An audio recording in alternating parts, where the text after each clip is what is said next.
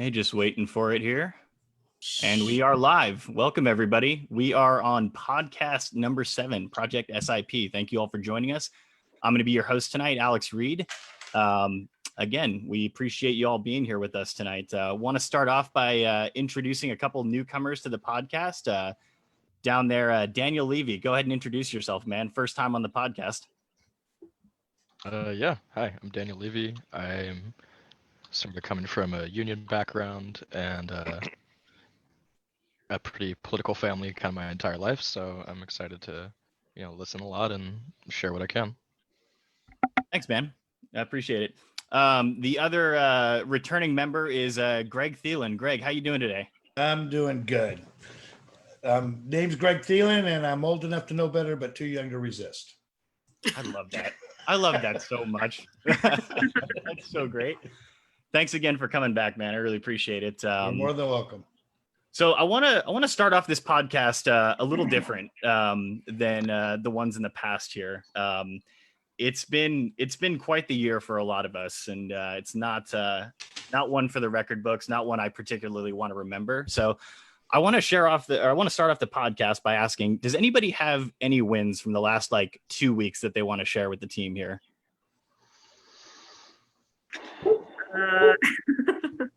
Please give me something. This is going to be a really depressing podcast. I got a not guilty verdict on my last trial.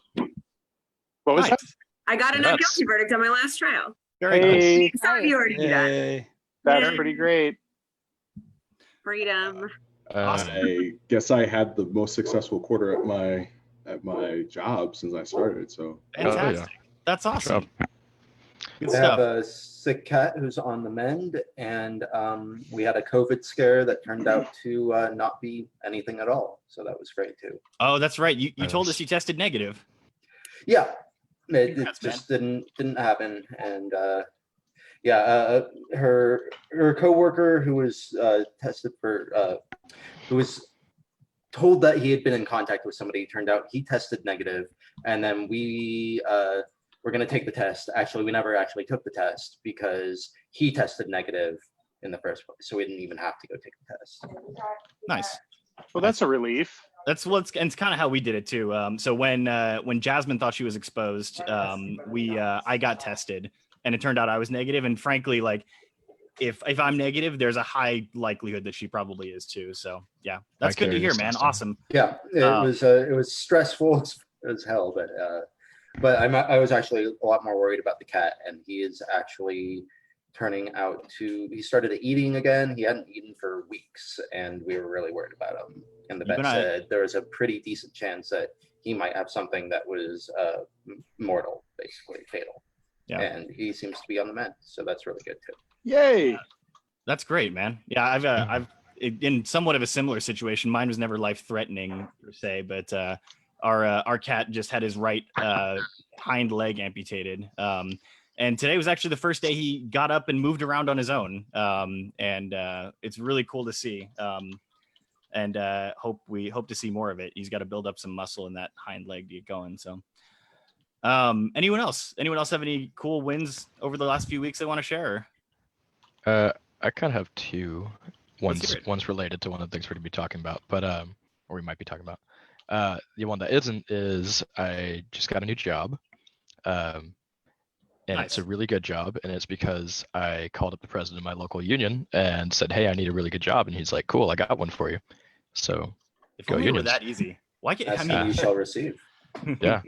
And the other one is, I'm not sure how many of you read about the new order for ICE to deport international students who aren't taking in class, like in-person classes. So that came out the other day, and already there's a huge movement among the people I go to school with and people at other colleges. I go to UC Santa Cruz for context.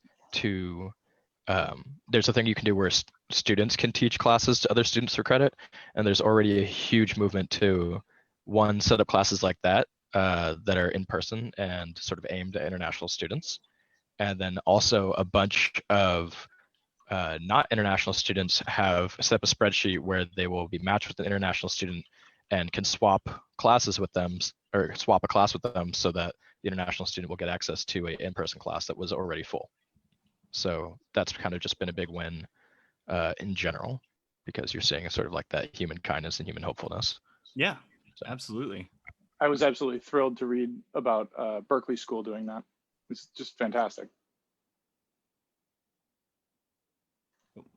Got the mic. Okay, there we go. Mic's on. That's very cool. No, I'm glad to hear that, man. Congratulations on the job again. Hope it goes well, and keep us posted on it. Yeah. So let's jump right into the first topic of the night here. The first topic is Trump's foreign policy. You know, there's a lot of divide between the parties on how we think Trump is handling the United States foreign policy. And so I wanted to get all your guys' thoughts on this. So I want to start off by going to Robert. Robert, what do you think is your favorite thing that Trump has enacted as far as policy goes abroad? I would have to say number one thing would be kind of the Taliban peace treaty that's trying to go into effect. That goes as well with the Trump trying to pull the troops out of Syria, which then had caused backlash from the other side because we weren't protecting the Kurds. As a libertarian, I believe that the only protection that we should be doing is within our nation and not going out of bounds to other countries to be the world police. So I would say the president kind of being more of a trying, you know, it's not very far along as actually getting troops out of Afghanistan, but at least making those steps in the right direction to change things for the future, hopefully. Yeah. So as a follow-up question to that, actually, you said you like the fact that Trump has pulled troops out of Syria. Do you think it might send the wrong message to our allies and potential prospective allies in the future that we essentially asked the Kurds to do our dirty work when it came to fighting ISIS, and now we're abandoning them? Well, that's not our job. Our job's not to be protecting the Kurds. Our job in the first place was to take out ISIS. We had taken out ISIS. Like I said, we can't be the world police. Back when George Bush was president, everybody was protesting that we were going to war. And then the president talks about wanting to pull troops out. And then all of a sudden the other side now wants to claim that it's bad that we're pulling troops out. So I understand the aspect of wanting to show the Kurds respect. But I think that's just kind of an excuse that the left uses to well, I wouldn't say it's not even about respect necessarily. I mean, we essentially opened the floodgates for Turkey's President Erdogan to go in there and slaughter the Kurds. Has that happened yet? It hasn't happened yet, but it could. Well, anything could happen. I mean, North Korea could drop a bomb on us in any second. I mean, Erdogan, you know, could go in there and slaughter all the Kurds. Those are things that could all happen, but at the moment it hasn't happened, and it doesn't seem like it is going to happen. I mean, it could very well happen, but if we're going to always live our country as something potentially could happen, then we might as well keep troops on the border of South Korea. Might as well keep troops in, you know, wherever, Afghanistan, to protect against the Russians that are trying to kill our troops. I mean, there's millions of excuses why we could find to keep troops in other countries, but sure. No, I get that. Now, I guess the last follow-up question I have for you, and then I want to move on to somebody else, is if it turns out that Erdogan goes into Syria and starts systematically executing the Kurds, what would you jump in and say, like, okay, that was a mistake that we pulled out our special forces, or? No, not necessarily. I mean, there has to be a point where we're not the world police. You know, we spend a lot of money on protecting other countries.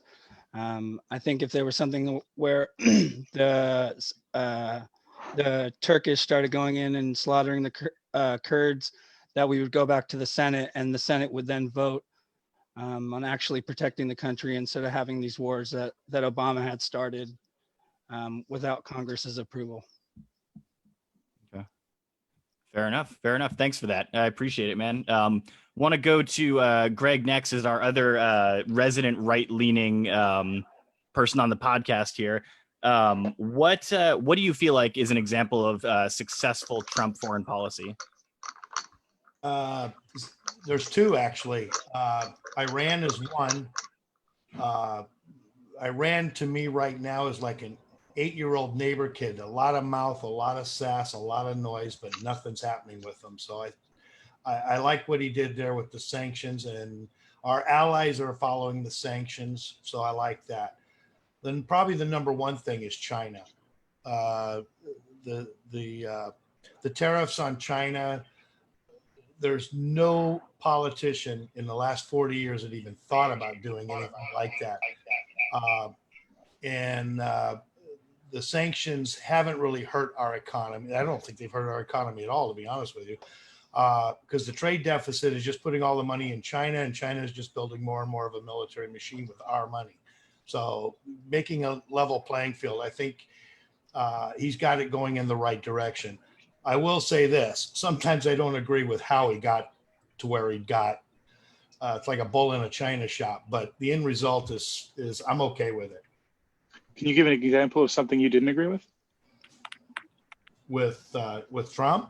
Yeah, open-ended. I'm just curious because you said there's some things you don't agree with. Bull in the china shop. I'm just trying to place your. No. I meant with this process of with dealing with China. Sometimes Oh, sure. It was Okay. slash and burn to get to the same to get to where we are, when he probably didn't have to go through the slash and burn process.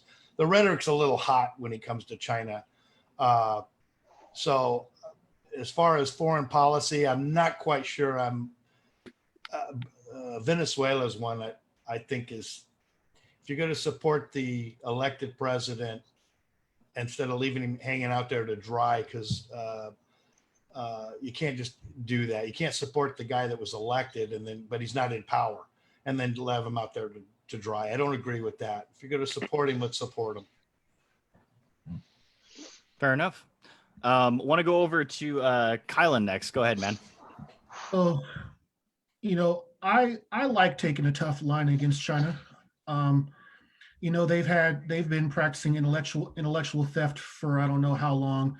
Obviously, you see what's going on with Hong Kong and how their communist regime taking away the freedoms, of their people. So, initially I liked the fact that we were trying to be tough with them. I was disappointed, but not surprised when things came out from John Bolton that he was actually trying to pressure Xi into supporting his reelection bid. Greg, I'm going to disagree with you a little bit regarding the tariffs. I don't think the tariffs have necessarily been the best move. There's a ton of farmers who are filing for bankruptcy that I think would disagree the fact that the tariffs are neutral or not working. So farmers are getting hit pretty hard, where we're actually having to do a lot of welfare and socialism to prop up farmers in middle America. But when we're talking about foreign policy, it doesn't just start with Trump. We have to go back many decades of, I think, is disastrous U.S. foreign policy. Knocking out regimes, changing leadership where they really haven't done anything. When we call certain people dictators and try to overthrow them, look what it's done. Look what happens when we overthrew Hosni Mubarak in Egypt. Egypt has not been a safer place. Look what happened when we overthrew Muammar Gaddafi in Libya. Libya has not been a safer place after that.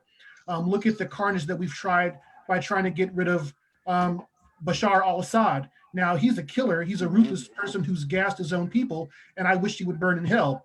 But trying to do a regime change has led to nothing but an escalating civil war in Syria. And so a lot of the time when we've stuck our hands in other people's foreign policy, it hasn't been good. Now, I don't necessarily come from this from a libertarian point of view, but I can definitely agree with Robert overall when I say we've spent far too much blood and treasure inserting ourselves in foreign occupations, building up Afghanistan roads and bridges when we can't even build up roads and bridges in the United States and provide, the resources that our people need in our own country. And so, everything isn't going to be black and white because the world's not black and white. There's a lot of nuance, but I can definitely say that, our foreign policy over the last 40 years has, in my opinion, been disastrous. And so much blood and treasure has been spilled that could have been in our own country. Kyle, let me ask a follow-up question to that. Do you so you said you don't like us going out and being the world police, and you would pretty much agree with Robert I on didn't that. say I don't like us going out being the world's police. I think there's a place for global leadership, but I think it needs to be strategic, not just blanket and exerting ourselves and everything. I think it needs to be calculated and strategic, and there needs to be a symbiotic relationship between us, being smart with foreign policy and also having that align with American interests. Do you think that our at least in this case, it's financially motivated In which regards? with regards to our foreign policy, like our occupation of the Middle East, like that kind of stuff? I do. I do. It started off, with, going back to the first Gulf War, was trying to overthrow Saddam Hussein. Didn't work. But where was most of the action? It was in the Balkan oil fields. So it's definitely been motivated by money. Where are some of the largest oil fields located? In Iran, in the Gulf. So it's always been strategic in a way around oil. Even the president has been very upfront with his regards to the transactional nature of current U.S. foreign policy. Where they're selling arms to Saudis, because we want to sell that and make money in a financial interest. And so, but I also thought it was a good idea because, switching over to NATO wasn't paying their fair share. NATO has been playing us for suckers and relates to not putting in their fair share into the pot. And so I agreed with pushing NATO to pay more because, again, being the world's policeman, quote unquote, sure as hell isn't a free matter, and it's cost the United States of America blood and treasure. And we're always the first to fight. Yeah. That we are, and we sure aren't the first to be reimbursed or made whole. So can I jump in and ask Kylan? So as part of that whole thing, we shouldn't be this, and this. How do you feel about nation building? I want there to be nation building in the United States. We have either the 24th or the 29th ranked infrastructure of all developed nations, which is shameful. Our education system is atrocious. Germany, Japan, China are all leading the globe in, green technology, in 5K technology, while we're falling behind. 5G. We don't have a physical infrastructure. We don't have a technological infrastructure. We need to nation build in the United States. Guys, I'll be right back. Amanda, you're the new host. Okay, great. So Definitely not. I think we were going to Daniel next. I just want to say I fully agree with what Kylan just said there. Yeah, I agree with Kylan's point about nation building in the United States. I have two questions, or I have two things I want to say. One is a question for both Greg and Robert, and so Greg about Iran and Robert about the Kurds is, speaking of foreign policy, the idea of just sort of like getting out seems kind of overly simplistic, and so I guess my question is, when it comes to soft power, and I'll go more into this in the second part. When it comes to soft power, do you think that there is a large cost to the soft power, the ability to resolve things without military conflict, that the United States carries when we go back on our agreement? So with the Kurds, we had agreements with them to protect them, and we withdrew that. And while it's nice to have an overall idea of we shouldn't be involved in conflicts overseas, I think that it's there's a right way and a wrong way to do it. And so same with the Iran deal, we had an agreement that was not easy to reach. It was reached, and then the next president immediately gets rid of it, right? So how does that affect American soft power and our ability to end conflicts without military force when anyone who makes an agreement with us knows that in 4 years the agreement could just be thrown out? So that's my question. And then secondly, I kind of wanted to talk a little bit about like military engagement overseas in general, which is that, and I'm saying this as someone who hasn't been in the military, so I could be entirely talking, BS here. But it seems to me that the way the United States approaches, and this is relevant to Kylan's point about China taking international or intellectual property and everything. It seems like the way the U.S. approaches war and approaches conflict is woefully outdated. we're running around with the big guns and putting tons and tons of money into our military. But I think that's been a little bit outdated basically since nukes happened. Once nuclear weapons were developed, when it comes to war and when it comes to making a lasting change, you can only hold a gun to someone's head for so long to make them do something. You have to change the ideas, right? And so and an idea can't just be stamped out with military power. So you look at 9/11 as kind of the perfect example, right? 9/11 was relatively low casualty compared to wars and military acts all around the world, but it permanently changed the United States and permanently changed the way we think. So I would like to posit that the modern type of warfare is information warfare. Like 9/11 was an act of information warfare. Russian interference in elections is an act of information warfare. And to me, that is a much more effective form of warfare than having the biggest guns and the biggest bombs, because like I said, you can only hold a gun to someone's head for so long. But if you really want to make a lasting change, you have to change ideas. So when it comes to things like the Iran war or the Kurds and America as police in general, I do think we should shift away from military interventions and like hard power and sort of switch to a much more soft power approach. But we have to do it. Recognizing the absolute mess that has been our foreign policy, like you were saying, for the last 40 years at least. So I just came back into this. Can you clarify soft power? I've never heard that term before. Soft power is like diplomatic power. It's agreements. Oh, It's okay. basically it's influence that doesn't involve a gun, or at least what not a China trigger, does. or not a trigger being pulled. Yeah, economic. And Daniel, Exactly. your question, you posed a question to Robert and to Greg. So why don't we start with Robert first about that soft power question? So the first thing I wanted to address was the fact that Iran had first went back on their deal when Bibi Netanyahu and Israel. Barking dog. I got it all the time here. So Israel had found out that Iran was lying about how they were harvesting and collecting their whatever it was, their uranium.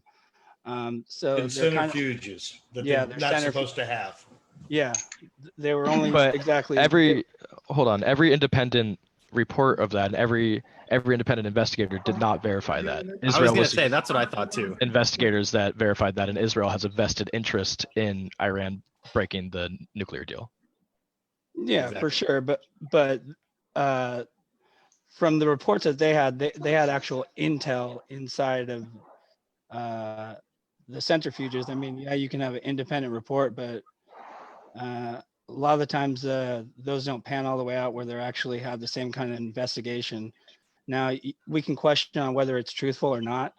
I'm not one that's always going to throw Israel under the bus as, being some kind of superpower that just wants to take down Iran and Afghanistan.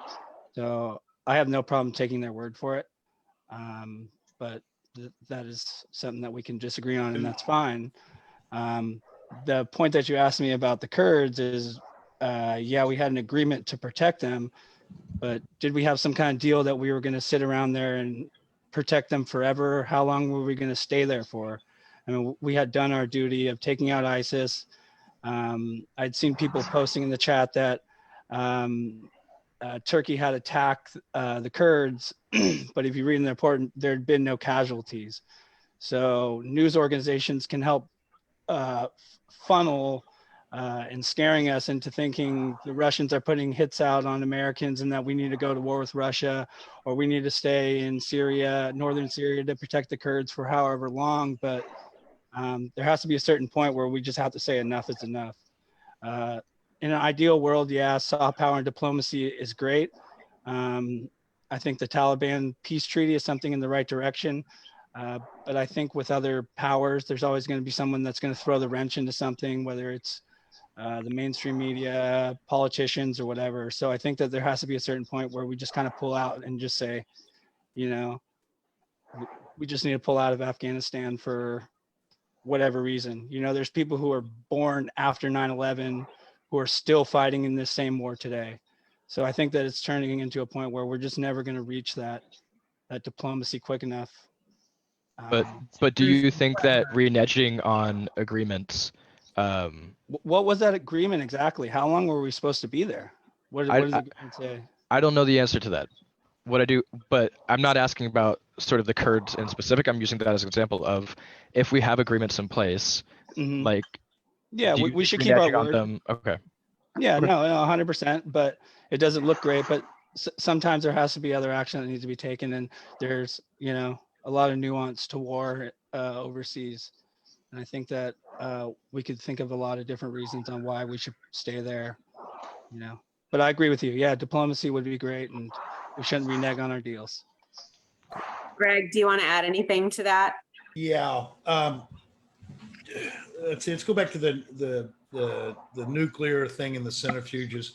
Just a month, maybe 2 months ago, that freaking mountain blew up, and that's where the centrifuges were. There was press reports for like a week, and then they went away because we had more pressing news. The election, COVID, you name it.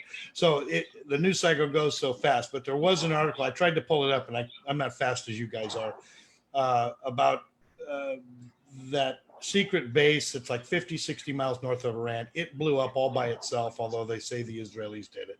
There is an article out there that says they were advancing their nuclear capabilities. So as far as Just to clarify, that's recently, which is after the Iran It's- deal was ended, right? that's like a month or two ago, and then they got satellite. They just released satellite images like 2 weeks ago. But what I'm saying is, so that happened since the deal was ended, correct? Correct. Okay. Correct. So, so let's go back to the other thing. You've got the Iraqis, the Kurds. You got Turkey, and you got Syria. My point is, I'm going to keep it simple. If we're going to start shooting at people, then we better finish the fight. This half-assed, for a lack of a better term, of going in and protecting people and shooting, but not shooting here and not taking out. If you're going to send in the military, you got to send them in to win the war, whether it's a short war or a long war. It's what happened in Vietnam. We protracted, we did all of this stuff. We ended up in this endless war. That's where we're at with Iraq and Afghanistan. We either fight it to win it or get the hell out. It's that simple. Protecting the Kurds is not part of our job to advance our agenda. If we're going to go in, we're going to have to take on the Iraq, you're going to have to take on Turkey, and you're going to have to take on Syria. But I guess it's more of a point. It's more of a point, in my opinion, that you just like, how can you ask any future ally or foreign power to trust you if you're willing to back off your, like, you know, gentleman's agreement with the Kurds? How did we not protect them though? I mean, well, no. Yeah, we were protecting them, but when do we stop? It's time to go. Also, can you name any, or are there any wars? And I'm genuinely asking this. This isn't a gotcha question. Are there any wars that the U.S. has fought that were sort of the kind of war you're describing, where you go in and just fully? First Iraq war. In? We stopped too soon. The first Iraq war, we stopped too soon. We let him off. We let Saddam off the hook, and he started again. And so we ended up going with Iraq too. That if you're going to go in, finish it, be over, get it done with. It's nasty business, but that's what it takes. That sounds to me like. What, Daniel? Just what does finishing it mean? Is that a genocide? Is that, you know? No, what is that's to. I wouldn't call it genocide. We weren't shooting civilians. We were only shooting armed people, as far as I know. But we should have went all the way into Iraq instead of stopping at Kuwait on that road of death, and let them off the hook. They still had plenty of military hardware to reestablish, and that's why we ended up in Iraq too. We should have finished it. Do you think they should have removed Saddam Hussein from power during, or have him surrender and take away his military capabilities? that made it worse though. We ended up taking away Saddam Hussein, and that's when the power vacuum was filled by ISIS, wasn't it? I didn't say kill him. I said make him surrender. If we have to kill him, then so be it. It's part of war. But if he surrenders and he's still in power, but he has no power to start another war and tear up the region, that was and contain him. And Robert, I think Greg is trying to say that this would happen back in the 90s. Yeah, during, like, Desert Storm, essentially. I Well, understand. also, didn't Iraq 2 happen because George Bush lied about them having WMDs? Like, Yeah, Yes. the whole Absolutely. mainstream media did. They all everybody pushed that narrative. Everybody for pushed it. war. Yeah. We can make a whole bunch of money. Halliburton, Okay. whoever. That wasn't exactly a partisan mistake. Yeah, I mean, I think Yeah. everyone believed it. So I get it. My point is if you're gonna send in the military, then send in the military to do what they're trained to do. They're not trained to be diplomats. They're not trained to be peacekeepers. They're trained to take ground, period. Take ground and win the war and get it over with, because it's nasty, nasty business. And so you might as well just get it over with quick instead of prolonging it. How long have we been in Afghanistan? I'm thinking 14 long. years. Since 14, 2001. 15 years, This I is don't know. this is insane. And we've got guys that were barely born when it started. I mean, we're 5 years old that are probably over there right now and potentially losing their lives for something that happened or started 14 years ago. It's either Before they're born. yeah, We or went to yeah. Afghanistan in So it's either 2003. time to fight, and I mean clear it out completely, win it, or just get out. Because So I we're think losing, we're wasting too Yeah. much money and too many lives.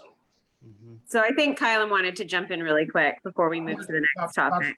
About 45 seconds. I know we got to move on to the next topic, but when we talk about nation building and wars and regime change, that goes into the whole military industrial complex as it currently stands.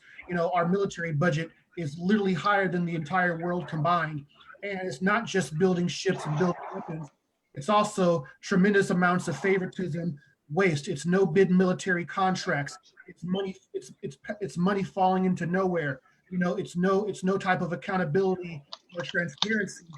That's feeding this. It's an entire industry. It's also become a jobs program. Virginia, North Carolina. We can go to 5 or 6 or 7 different states where senators and Congress people are saying we can't stop this military spending because all of the people in our district depend on the jobs from this military spending. So that to me is a national security.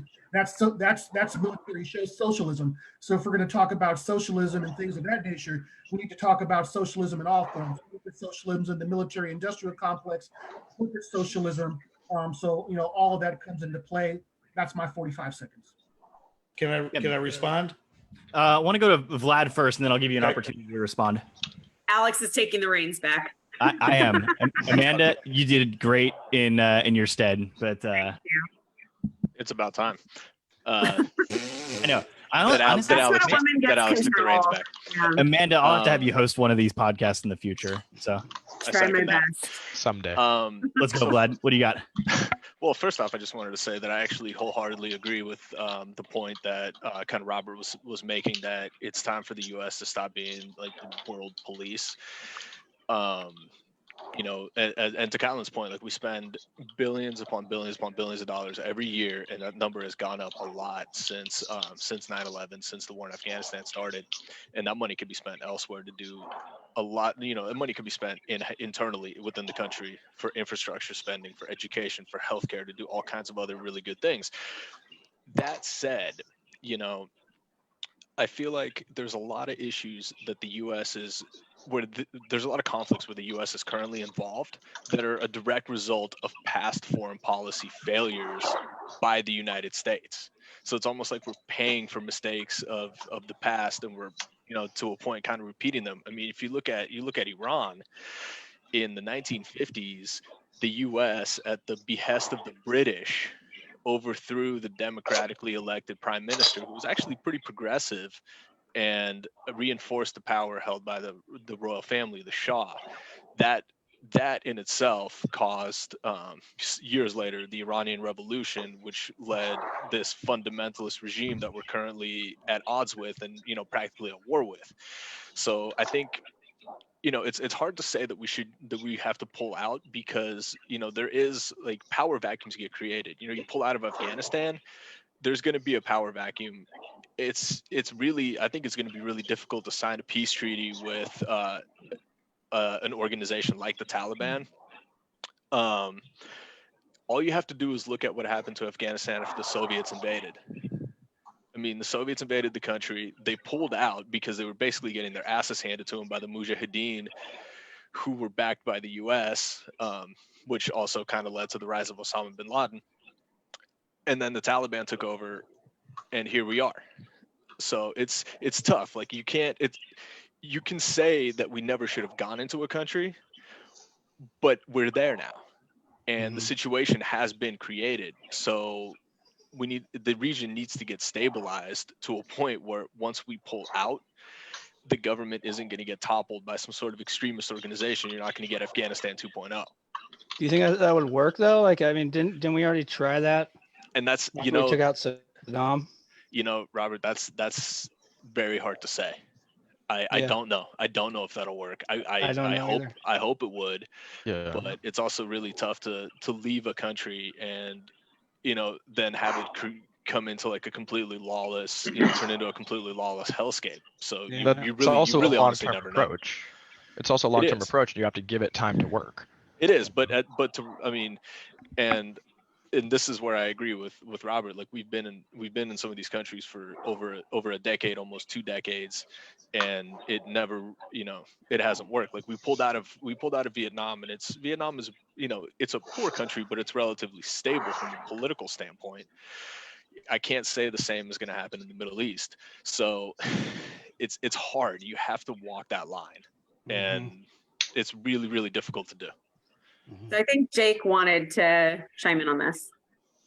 I think that we've been at war, we've been in combat, blowing things up, using expensive resources for like several decades almost in Afghanistan and Iraq, and besides the fact that there's immense value in the resources there's also immense value in every single weapon that gets used. You drop a bomb, that's millions of dollars spent. You drop the plane that flies there, the guy who's flying it, and the weapon itself all cost money. And war is profitable. And if we can keep it way over there, it's profitable to our country in ways that do, who knows what level of resource exchange, but I think it would be absolute insanity to say we haven't been there because, or we're still there because we want to be, because there's money gained in it. And anyone who tries to ignore that is ignoring the obvious value of war. And at this point, I think it's just we all agree, right? War is too profitable for it to stop. That's why we have had virtually an endless war the entire time America's been, a world police. It's valuable. But profitable for who, though? Yeah, I was just gonna say. It's not profitable for me. It's not profitable for anybody on this podcast. Totally. It's profitable for the military industrial complex. In Halliburton.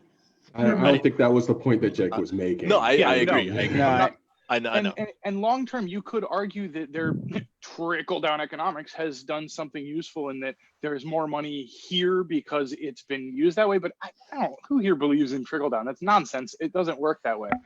Well, I think, Jake, I think there has been there has been one time that I can think of in American history where war has actually been profitable for your average everyday person, and that was World War II, when the entire country mobilized, and it basically pulled us out of the Great Depression. That's probably the only time. That's probably the only example that I can think of. But that's it. There was huge losses of economics during the war for that, which is weird. I agree, and I'm saying it's the only time in history that was profitable for your Main Street everyman. It did most work conflicts, that way. Yeah, most conflicts since then have profited the executives of Lockheed Martin. Mm-hmm. And Boeing. Yeah, there you go. And the rest, absolutely. GE making jet engines, and the rest of the people in the country, young men and women, go off to these wars, get maimed, come back. There's a unprecedented rate of suicides and all kinds of other just hell that these people have to go through, and they got nothing for it. Right. Good. All good points, guys. Yeah, thank you for that. Let's go over to Hannah. You wanted to get in next on this one. Go ahead. Yeah, I just wanted to chime in that regarding the leaving the country scenarios, leaving other people's countries scenarios, when I think we have an important opportunity here to do well within our own and then spread that elsewhere. When leaving a country comes up, when the US is hold occupancy elsewhere, if we're trying to stop being there, we need to be able to provide some type of leadership in the form of social ways for those communities to be able to take ownership and leadership in ways that are right for them. And the programs that we have going on in our own country right now, and the lack of just the general lack in the ways that we have, it's kind of like do well within your own backyard before you go to try to teach someone else how to do theirs. And I think, for us to be able to successfully exit other people's lands without creating vacuum spaces that could be worse situations than what we currently hold there as it is, then we should really start to implement effort and energy into what would be good social programs for our own communities, and then take that as examples to apply where we're currently at elsewhere. Right. Yeah, I think though that the only way that we can do that is by reining in some of these wars. I mean, we spend so much money on all these other wars that how can we then just go and use more resources and use more of our country's diplomats and whatever to bring these things that we need for our working class, whether, it be a livable wage or, giving them, unemployment at even lower percentage. I think that the only way that we can really fix our own country is by giving it more energy, by removing ourselves from these other battles and these other wars and these other conflicts with other countries. But I 100% agree with you that we should be looking at ourselves on repairing ourselves if we want to go and tell other countries how they should run their countries. I completely agree with you as well. I think there needs to be some type of reducing, improving here at the same time, and then reducing more there and supplementing with what we've learned here. And that all takes a massive amount of planning and structure and attention in these directions. Things that I don't necessarily see happening, but I don't think are impossible considering the communities that we have going on right now and our accessibility to each other. And there certainly hasn't been a recent blueprint either that we can follow. So Jake wanted to respond to Hannah real quick. Go ahead. So I think that the idea that we went in to create structure in Iraq and Iran, and the goal of that, whether it was actually really the goal in the first place or not, is like such a lofty, fantastic idea. And if we could, we created a power vacuum by destabilizing the current power structure that was there. And if we had actually gone in with truly altruistic means, if we had ever applied those altruistic means to our own people, if we had functionally fantastic social systems, we could have just, hey, blueprint, hand that over and give them some funding to make that work until it's a structure, and then get out of the way with good structure there for them to work with maybe a little bit of oversight or guidance until that's not necessary. And if we had actually done that, we would have literally forged an ally. Instead, I'd be willing to bet that the general population there doesn't view us all that happily. One quick thing I want to add to that real quick. It was partially that. It was also the fact that I might be getting these two mixed up, but we installed a Shia Muslim to rule Iraq at the time, when I think the majority of that country is Sunni. And I think that was another major problem with that. So Sure. Want to go to Dan real quick. Dan, you wanted to respond? Yeah. For both Hannah and Robert. So I think and just in general, one thing that we have to be aware of when we're talking about these things is the role of American exceptionalism. When we're talking about, we should build this great thing and then export that. Like, there's sort of an ethnocentrism approach here that I think also kind of has to do with what Jake's talking about, is like build that social safety net and then just share it with them. Is that we should be aware that what works for our culture isn't necessarily the best for other cultures. Like, and American exceptionalism does sort of play a big role here. I think also, you know, talking about how, you know, Hannah, you mentioned that we could like be pulling back from these foreign interventions while also building something amazing at home. I think that's true. Like we can walk and chew bubblegum at the same time. But what's missing is not goodwill. What's missing is not what's missing is the intent for that. Like it's not that we can't do these things. You know, and Robert, you were talking about how we're spending all these resources and like, you know, putting all this stuff into other countries. I think when we're talking about resources, though, we should be aware that, as weird as it sounds, the idea of running out of money in the U.S. is kind of a fantasy. We just gave huge tax cuts to the rich. Like we just threw all this money towards small businesses that were all major businesses, right? So like, it's not that we're low on resources. It's that spending U.S. resources on, like Kylan was saying, like, and I think Kylan might have been Jake. Someone was saying that spending U.S. resources on war is very profitable for some people. So there's not an intent to do these things, right? Can I just quickly respond to one thing you said? Yeah. You said, and let me know if I'm misquoting you here, but you said we pretty much have unlimited resources. At what point does our spending become so much that inflation just kind of like gets out of control? Yeah, I mean, honestly, I'm not sure, but the way we've been spending money makes it clear where our priorities lie. Sure. You know, Absolutely. like, 100% agree. and people like to talk, you know, invoking the name of Bernie Sanders here. People like to talk about how expensive Bernie Sanders' plans were, right? And that is the legitimate criticism, right? But the cost of those is nothing compared to what we spend on military, and we don't seem to blink an eye at that. And I think a large like the price tag only seems to matter when it comes to programs that help our own citizens. 93 trillion over 10 years is a quite a big chunk of money. And if we want to take out the GND, the Green New Deal, then you're looking at 50 trillion. I understand that conservatives and libertarians have the problem of always doing it to the Democrats and then not doing it to themselves. I 100% agree. But there does have to be an aspect where we at least show how we're going to pay for those type of things. But I 100% agree with you that Republicans and libertarians only do it to the opposite side instead of looking at themselves, whether it's the $2 trillion stimulus and the Wall Street, what is it called? Bailout. Yeah, quantitative easing that we implement. Yeah. They don't do it when it's someone else in power. Yeah, I mean, but even then, what I'm saying is that we're fine paying for war because war is something you can sell to the American people because it's fear-based. It's fear-based. They're going to come blow you up. They're going to come kill you. They're going to kill your kids, whatever it is. Like, they're going to 9/11 you over and over and over again. Like, that's a very easy sell. And it seems that people have a lot harder of a time being sold.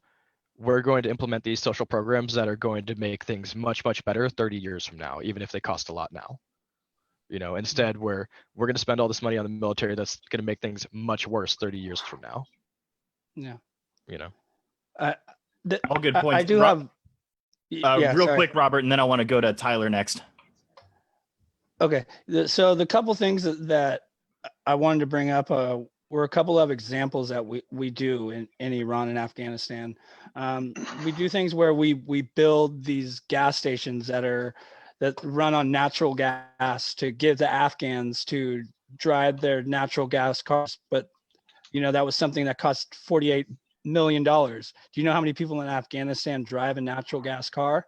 Zero. Yes. So then we have to give them credit cards on United States taxpayers' dime to then pay for them to get these cars. And then, well, they don't have money for these to pay for the gas. And then we have to give them credit cards so they can pay for the gas. I mean, so there's definitely things that we do in these wars that are just ridiculous spending that, you know, that we need to properly audit. But, you know, the DOD, you know, is such a big organization that they can't be properly audited. But there's plenty of things that we spend that is just absolutely ludicrous, you know, that should be revoked. And those are kind of mostly the things that I talk about when it's, you know, when it comes to spending. Daniel, I'll give you a chance to respond, but I want to go to Tyler real quick. He's been waiting. So what I was going to say is we only really care about spending when it's somebody on the other side wanting to spend money in our two-party system, essentially. I was kind of thinking of what, for instance, China is doing with soft power and how they're going around and spending money on projects in the Middle East and in Africa and in Europe, just helping build infrastructure, trying to make people feel indebted to China. But we just go out and try to go out and blow up everything because that's what we do as Americans. We go in there gung ho, blow it up, and then leave it. Most of the time we just leave it, or we'll just sit there and occupy it forever. I don't think that's necessarily the right way, but I mean, soft power is a big thing. Then you don't have to go to war when people are all on your side because you've been helping out with their infrastructure, with their ports, with their phone technologies, building bridges, all that stuff. When you don't have to go to war if they're already on your side, or at least they feel like they're indebted to be on your side. The thing that I'm kind of confused about is you say China and soft power. I mean, we can look at Taiwan. We can look Taiwan at definitely does that, but we can look at Tibet. We can look at how China artificially builds islands in the South China Sea and then claims it as their land because they built land that's there. not necessarily soft power though. That's just I know power. it's not. Soft power doesn't preclude hard power. It just lessens the amount you have to use it. That's what I'm saying, though. I don't know if China is really exerting soft power when they're doing things like that. I mean, they're doing both. The things you're talking about are not soft power, but then they're also exerting soft power in other ways. Because they're building bridges and dams and trying to help people get 5G, things like that. Stuff that that's in their benefit. So wait, hold on. I want to kind of address both of what Tyler's saying and what Robert's saying, which Tyler's talking about soft power, and that kind of brings up a good question, which is what do we think is the point of war? What is the goal? Is it to increase U.S. influence in the world? Is it to make some people a lot of money? Or what I think it should be is it to keep people safe? So if the goal is to keep people safe, then none of the wars we're currently involved in really make sense, even though that's what we were sold on. So, amen. I 100% agree with that. That is the marketing of it. Yeah. I mean, So what is the point? What do we consider the point of war is, I think, an important question. I think there's two ways of looking at it, though. It's on how I define it and how the government defines it. How I would define it and how I would like it to be is protecting our nation. Giving our nation a strong defense. But I think that how our government runs war is something it's a for-profit machine. And I think that was something that Eisenhower talked about when he was leaving his presidency, was the industrial complex of war. Mm-hmm. He did. But how I would like to see it is something where it's protecting our nation and also doing good, by soft power of diplomacy by protecting other nations. But I think that the hard power should stay within mostly our borders. The great thing about our country is that we have the oceans that help protect our country. Well, yeah, I mean, because we've been talking about the price tag of war, but what are we buying? Soldiers' lives. We're lining the richest pockets, and we're not really buying protection for ourselves. We're just buying more hatred. Same thing. From other countries and other people. I don't think our war right now is protecting us at all. I mean, like we took out what happened in Afghanistan. We took out the Taliban, and then the power vacuum fills, and ISIS is 100 times worse than the Taliban. And then we just do it again, and then someone just comes in that's worse than ISIS, and it just keeps repeating itself. For everybody, is there any wars since World War II that any of us view as about actually protecting Americans or their freedoms? Any of us? No, not me at least. I like you people. Nope. Hey, real quick, I want to go to Greg, and then I want to give Kyle an opportunity to respond real quick if you want to. So I've been taking notes because the conversation kind of went everywhere. So somebody said that we haven't had a modern template of nation building or things like that, and it's probably true. But I can my example of nation building would be World War II, Germany and Japan. You had Patton that beat the Germans, then put in a German, had German civilians start running everything to the chagrin of the press and even known Nazis. But that country got back on its feet all by itself with American supervision, but we didn't meddle. Now it's a democratic country, even though it is 70 some years later.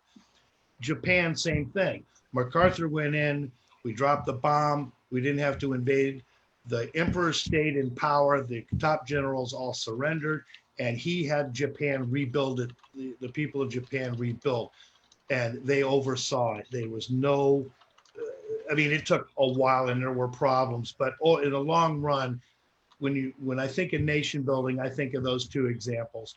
After the shooting stops, or doesn't even have to start, that's nation building. That's when the people take care of their own country.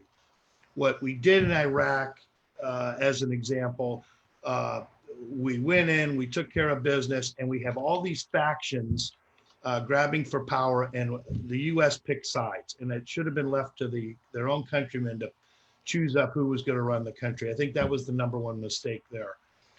So the other subject was China and soft power. Soft power with China is called Belt and Road, and yes, they are investing. Can you say that name again? Belt and Road. Yeah, the Belt and Road Initiative, I think is what it was called, if you want to. So they go into these third world countries, they offer to build them ports and dams and infrastructure at huge interest rates. And as you can imagine, when there's a huge amount of money, there's a lot of graft and corruption going on. So most of the money didn't even go to the project. But when those projects failed, part of the deal is that China gets to take over that project and that hunk of land. So that's what I call soft power. They didn't even have to fire a shot. They just took over what they wanted anyway. Because they're just always indebted to them. Correct.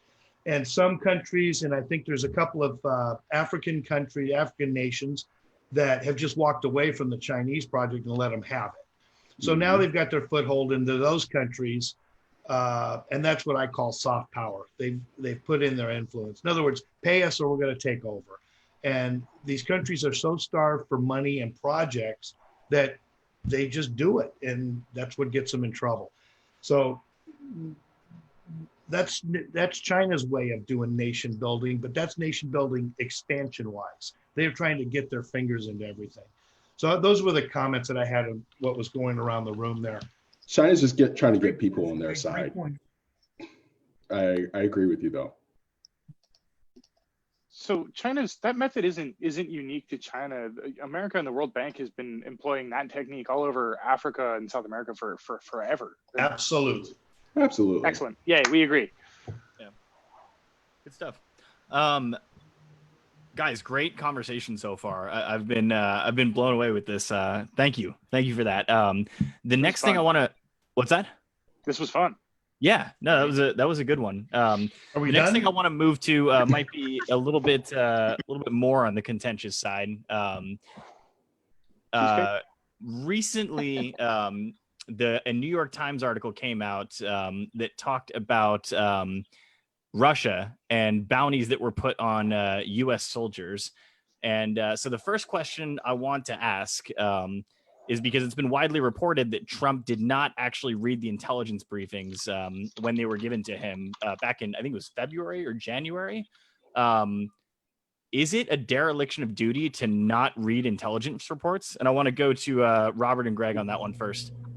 I don't think they were in the intelligence reports. Everything I've seen reported on he didn't read this report is from anonymous sources. And I am never going to trust an anonymous source from anybody. So I think, here's what I think. I don't think it was part of the report. Nobody bothered to tell him because it was unverified data. If I'm running a company, a large company, or even the country, I want to know the facts that's real in front of me right now. I don't want to know what ifs and whatnot so I can make decisions. So But I I guess think that's- there is supporting evidence though to suggest that could have been the case though. When John Bolton came out and did a couple interviews with CNN, he specifically said that Trump takes intelligence briefings like once every other week, when most other major presidents took them every day. I mean, don't Okay. you think that adds And credence to that multiple theory? times a day. Yeah. Okay. Yeah. You got one source, and that's Bolton. And so, again, I I would don't think say it it was would part be of the more- reports, but I could be wrong. My point is if it's not credible, why dwell on it until it is credible? I'm not saying to not keep it in the back of your mind. So, Now, I guess with if- that said, I have no doubt that the Russians or even the Chinese would pay a bounty to somebody else to kill American troops. I think that we can pretty much all Yeah. agree on. But I I guess disagree. my question would be one quick. I'll go to you in a second, Jake. I guess my question would be if you don't see Bolton as a credible witness. Well, I guess he wasn't a witness technically, but he spent enough time around Trump. If you don't see Bolton as credible, who would be credible? Well, They could actually speak out. somebody who doesn't have any skin in the game, for one. That's, I He's mean, one of the Bolton biggest ju- war Bolton- hawks there is. Yeah, I mean, he wants to bomb everything and everybody. Okay, fine, but he just left the job. You know, he's got an axe to grind. He's got a book. I got to have some more corroborating evidence other than him sitting on CNN or even Fox News. I think he was on Fox with his piece of his book. So if that's the only source we got, I'm not into it yet. I So, think that's what congressional investigations are for. you oh know. God, not again. Benghazi. How can we provide substantiated evidence and find something that will convince the public, we're not going to believe Bolton, we're not going to believe, news organizations. Well, how are we going to get information, disseminate information that we're going to believe? Yeah. So we have to try to find information. So whether that's from, holding classified briefings behind closed doors or, getting intelligence reports, but we have to find, if we want to find out the truth of the matter, it's going to have to be investigated, because if we can't trust the media, or if we can't trust John Bolton, or if we can't trust, Jim Mattis, if everybody is going to be just a disgruntled former employee, even though prior to joining the administration, they were highly decorated generals and people who were highly thought about, and now they're just bums once they leave, we have to find a way to get information to actually make a decision on if this is really happening.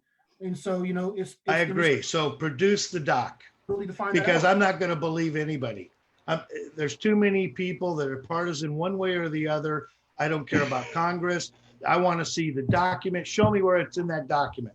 But they won't do it because it's Congress classified. is gonna And have who to writes the subpoena those document? documents Guys, because guys. the Department of Let- Defense let's- and the Pentagon aren't gonna release those classified documents willingly.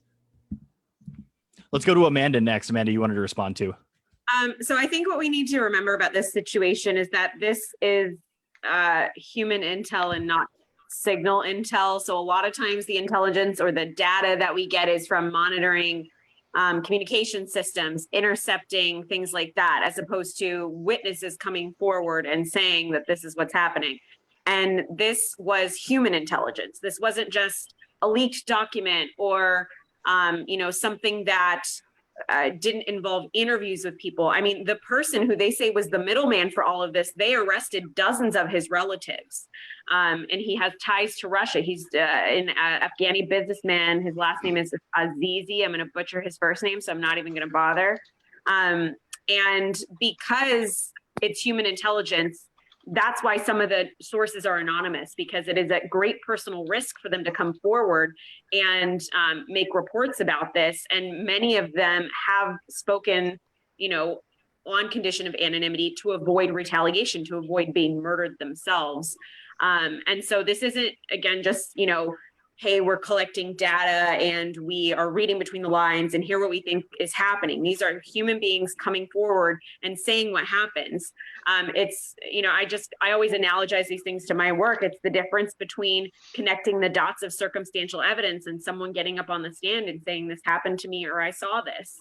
And so, Amanda, I want to be clear. I wasn't asking for the original source. I was looking for a named source in the intel community that says that was in that doc and here's the doc. Not IDing or outing the actual true source of the information, because I agree with you, that would be very dangerous. Real quick Non-dangerous. clarifying question. Are what we arguing here is it whether this actually happened, or is it whether Trump read the intel on it and therefore we feel like he's committed a derelict of duty? Or And if he it- was and- even given the I info. want to hold on, talk hold about on. that too. And even if it is the second one, do we want to discuss what has been response to it since, or what his response to it has been since this information came out? It's a hoax. Yeah, So I I'll go don't, with I that. don't, I don't think that he was calling the thing a hoax. I think the hoax is that they're trying to use it to take him down again, like the same thing with Russia and everything. I don't think that Okay. he necessarily was calling the Russians trying to kill Americans a hoax.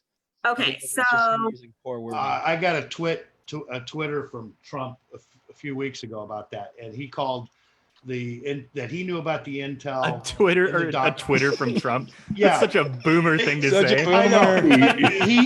He posted that. I wasn't gonna say anything. It wasn't in any of his intel docs, and it's all a hoax. He wasn't So- calling the information a hoax. Yeah, exactly.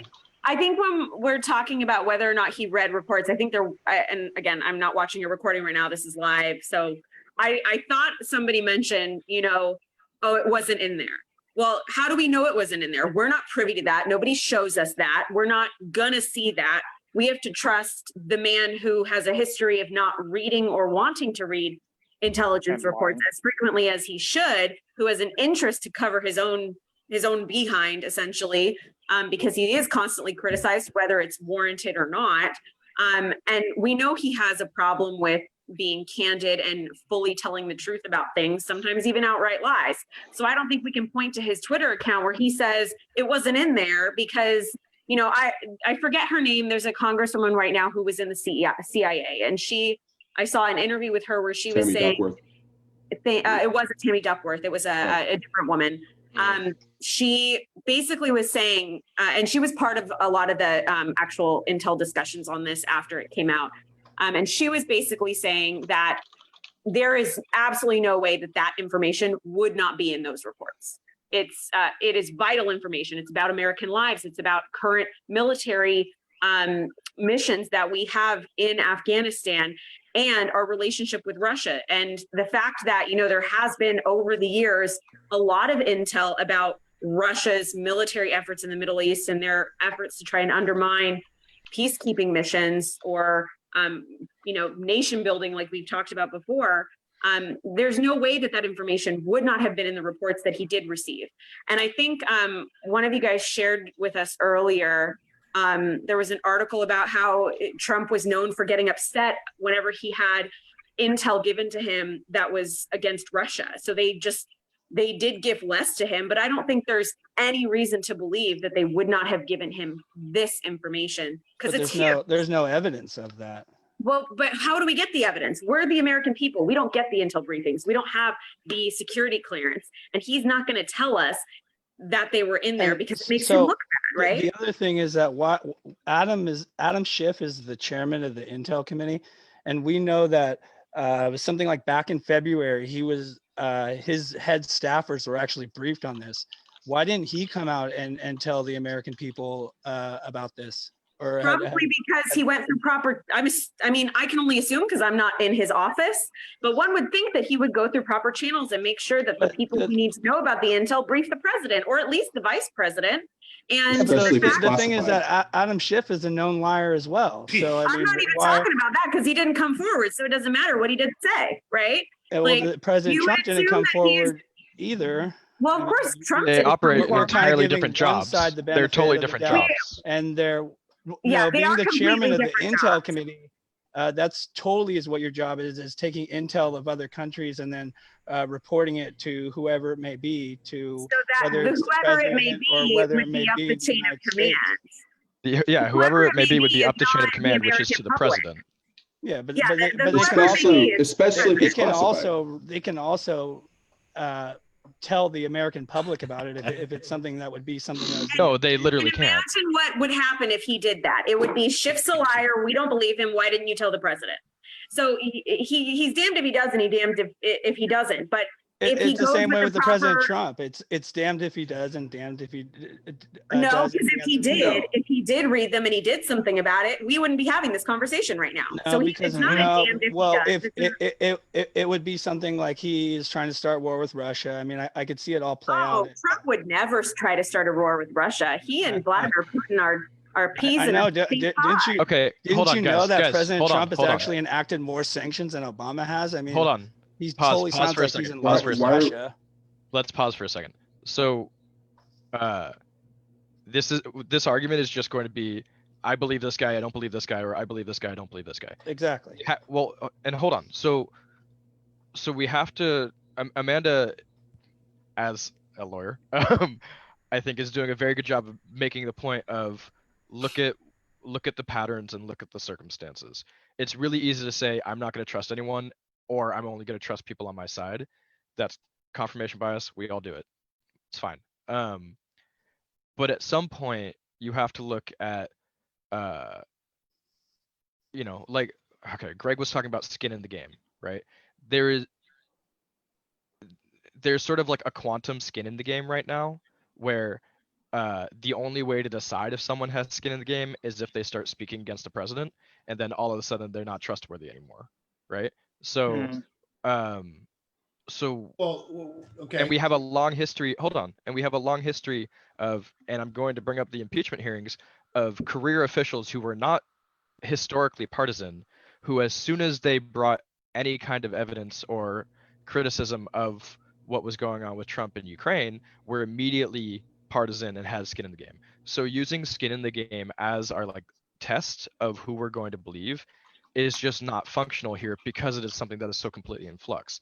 And so regardless of who we believe, if it's Trump, Adam Schiff, I don't even know how those two are in the same conversation, but regardless of who we believe, we can't have certain knowledge. All we can have is patterns of behavior.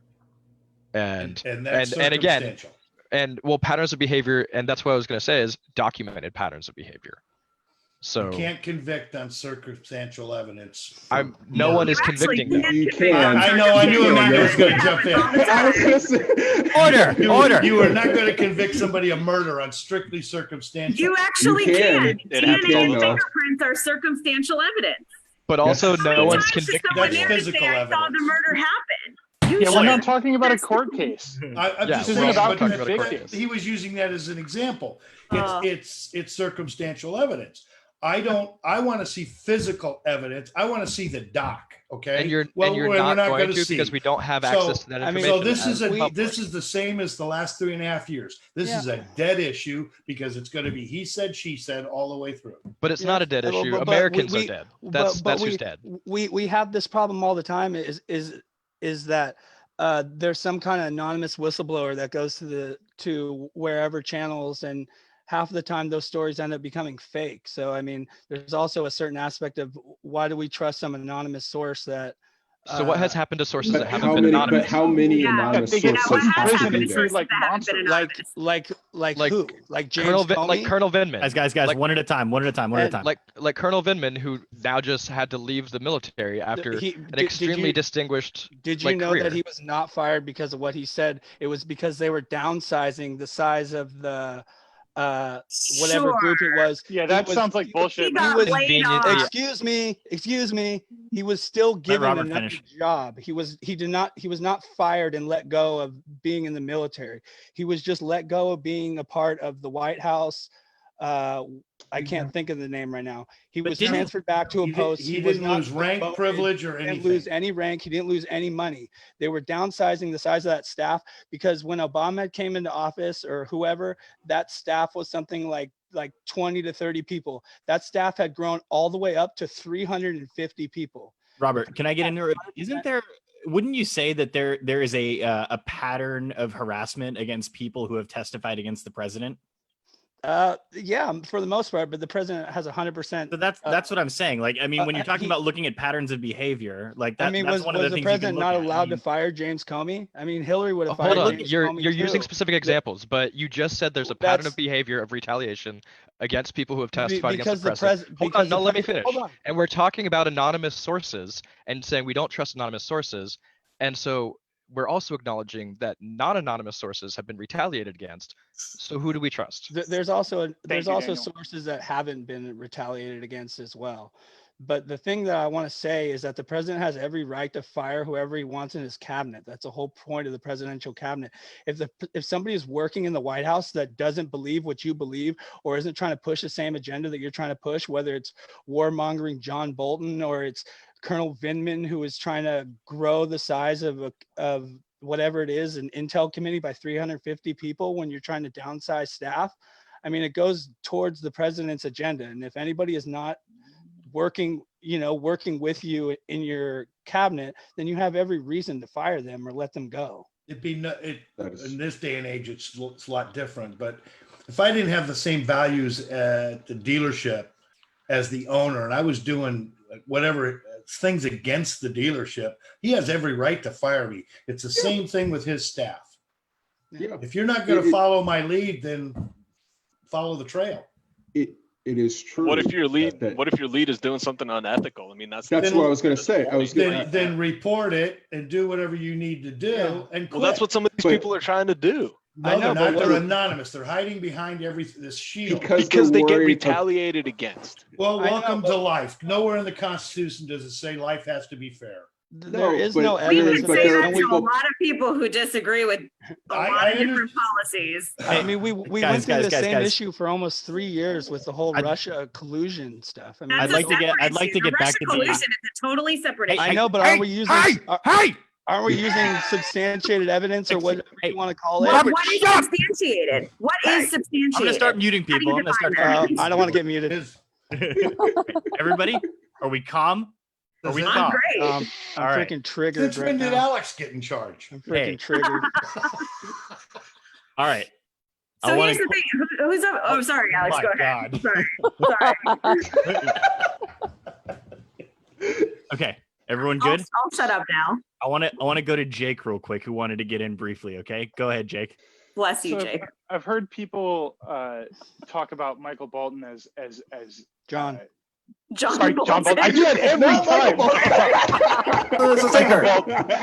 Every single time I do guy, that. don't So worry about it. I've heard of people kind of dismissing John Bolton's book and his statements as skin in the game, and you can't have it both ways. You can't want the document and then go, oh, that one doesn't count because he has skin in the game, and also simultaneously be citing the president's Twitter about things where he has failed to have the information. He has more skin in this game than literally everybody.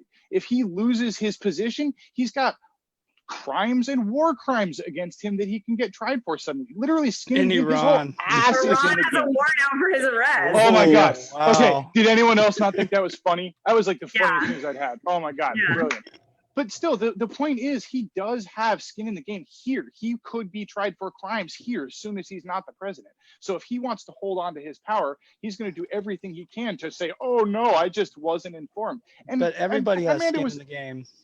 so exactly. So you can't say someone who has skin in the game can't be listened to. You have to take all of the information and vet it against other information. You can't just say And- Michael Bolton's statement is bullshit because he has skin John in the game. Bolton. You have to John read Bolton. Damn John it, Bolton, again.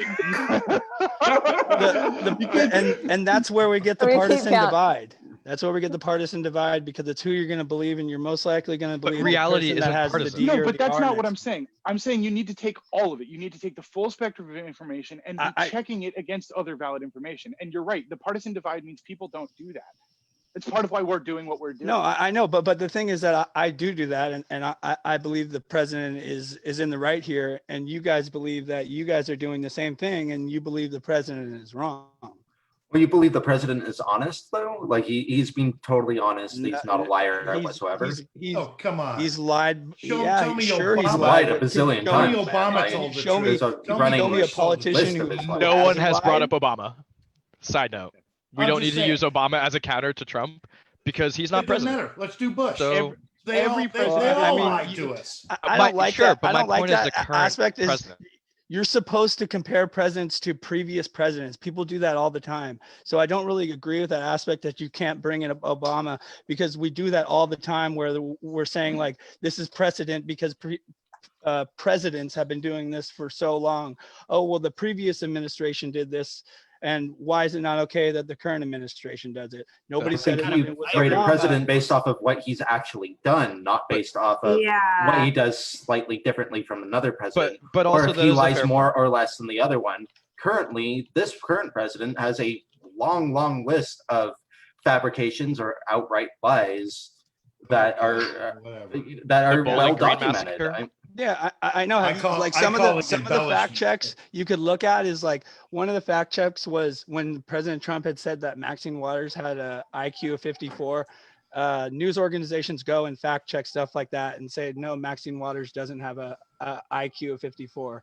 Right, So- but that's still an outright so lie. that's- But he's it- lied about it's more also important skin in things the than game that of too. these liberal media outlets to fact check and push their own agenda on what they're going to fact check. I mean, I could go to Ben Shapiro and look at his fact checks, and they'll be the exact opposite fact checks of what the Washington Post does. And then it goes back to the same thing of the partisan divide of who you believe. You just used an example of them fact checking something he said as that was a lie as an example of how they pick and choose what they fact check. So he lied. So they picked a lie to fact do, check. do you think he was really lying? Do you think the president really thinks that Maxine Waters has an IQ of 54? People, If Yes. he didn't, then he shouldn't have Do you said think it. it shows can't you even be any amount of functionally integrity that he capable would to- even say Well, that about no, I mean, somebody, but though? like he could have just I mean, he not says said what he it, and then it means. I went thought to it be was fact pretty checked. funny, but Yeah, I I don't mean, know. that's- I don't know it's why you thought pretty it funny, but cruel regardless, thing to like say. he shouldn't have said it if he didn't want it fact checked. Like he's still talking. he's talking So if shit. he's Wow, gonna say let's- something, it's gonna get fact checked. Let's micro trigger here. There's also a Let's go moral Volker. and ethical thing to say, which is that it's not a good thing to say about anybody, and it's mean and it's bullying, and it's And do you- not and it's not do you- helpful in do you- any way do to civil you- discourse whatsoever. Will you denounce Nancy Pelosi for doing the same thing? Yes. When did she say that? Sure. Yeah, I would. Yeah. Okay. Yes, she Okay, has cool. done it. Okay. Yeah. Yeah. It's I something. mean, that happens in I'm not politics. a fan of The president- of the any president head-on does it comment more. attacks. The president does it more, and I think that I have a different outlook on. I don't really care if the president is a teleprompter president where he has to be. There's a difference between Well, I care teleprompter if he's an president and ethical bullying. president. Yeah, let's be clear about that. And the president is the leader of the free world. There Uh-huh. is a responsibility there to not use that pulpit to insult American citizens. That's not safe. I can agree with that. Waters Absolutely. is not a But social this is who we politics. got, and he's getting things done. So I'm He's good getting with that. fucking nothing done. Criti- He's criti- got yeah, criticizing nothing but criticizing defiling our nation politicians. on is Can we go to not Tyler? good. Tyler wanted to talk. Guys, Can we go to let's Tyler? keep the crosstalk down, okay? Let's go to Tyler next. Yeah. All right. So the whole entire start of this conversation was, did he read the intelligence? And if he did, why didn't he do anything about it? But if he didn't, is that just as bad? And then we got into other comments from other people and everything. If you want to prove what this guy is doing, just look at the long list of people that have left the administration and said that he's doing everything that these anonymous sources are saying. Then you go, then this is what happens. People go and say, well, they're just mad because they lost their job. Well, and they lost their job, and now they're free to say what they were saying in the background of how they lost their job. Because the people that are still in there are trying not to lose their job. They want to stay there as long as they possibly can because of, for whatever reasons they want to. So I just look at the pattern of the history, as Amanda has said, and Amanda brought up my point that I was going to say a long time ago earlier, is that it's just the pattern. If you look at the pattern of, well, he doesn't do this, he does this, but he doesn't do this, and other people have corroborated and said this, and this. Who corroborated this whole thing that President Trump knew about it though? No, I'm not even getting to that point yet. I'm just saying that if you just look at the history of the last 3.5 years of him being president, it says that he probably did read it, or he probably didn't read it. We don't know. Nobody even know if he knows was except given for, we don't even know if he was given it because he doesn't like news about Russia. We all know he doesn't like news about Russia or that is bad about Russia. So his staff could have even withheld that information, and that's bad too. All of this is bad. What is this going to do for the people that are in the line of fire, though? We're just squabbling over did he not, did he know, whatever. What are we going to do about it? because Well, now we what's know. Now prob- everybody knows. Now everybody knows. It doesn't What's matter probably gonna happen- what Everybody doesn't- knows what. We're probably going to go back to war with Russia, and No, we you won't. know. Well, I don't think that's going to be the we'll case. I don't think we'll that's going to keep be more the case. soldiers in Afghanistan as a reason for whatever, to protect the oil fields, because the Russians might blow them up, which then we end up losing money from the petrodollar or whatever it may Russia be. would never do that. That's a huge Yeah. damage to them too. Well, It's no, going to be because it's damaging. they have it's- pipelines that run energy straight to Germany and stuff. It's we can get into that another time, but I mean, but this kind of turns into a Cold War kind of thing. it does. It totally Kylan, does. Kylan, what are your thoughts? It's Hey, oh, Daniel. hold on, Kylan, before you go. Hey, because- Daniel, excuse me. Good job. You're 100% right, Tyler. Because I mean, it's a Cold War kind of thing. Because yeah, what's going to happen? It's just we're just going to have this mutually assured mutually assured destruction. There you go. Yeah, hatred for Russia. Welcome with to Russia. 1960s. It's going to go back to that, and and the only people that we're going to lose are the people in the front lines, and it's not fair. It's And not the fair to only them. people who are going to win are going to be those same people that we talked about before, that have a mutually invested interest in perpetuating more war and more fear of other countries. Donald Trump, Mhm. Vladimir Putin, they Hey, all full win. agreement. They win. They Halliburton. win because they get to keep power, Boeing. because they're scaring everybody. Boeing wins. Russian oil mobs win. Russian czars win. They win, we lose. Yep. But us Actually, Tyler, I squabbling think the over- Russian czars lost in the early 1900s, and they You lost They big did time. very badly. As I want to As, You know, interject as the real token quick. Russian hero, I will say that. Want to interject real quick and go over to Kylan. Kylan, you haven't spoken in a while. What's on your mind? I've been pulling my inner Greg. I've been taking some mental notes on everything going on. So I just want to hit a few points. So as it pertains to Russia and the intelligence, I do want to go back that there needs to be investigations. And the great thing about investigations is, a panel is bipartisan. There's always a leader, and there's always the ranking member. So there's going to be, there'll be a committee of like 7 Democrats and 6 Republicans. So they're all going to be able to ask questions, and I think that's going to be a good thing. I definitely want to agree with Greg, when he said that the president has accomplished a lot and that he has a lot of accomplishments to speak of. And so I wanted to speak to that. I definitely support that the president has accomplished a lot. He's increased the federal budget deficit immensely. He's been very accomplished passing tax cuts that have predominantly went to 85 to 90% of the top income earners. So that's a very good accomplishment. I think he's also done very well in alienating all of our allies around the world and almost practically destroying the entire Western alliance. I think that's been very accomplished. I also think he's been very accomplished at stoking divisions within the country.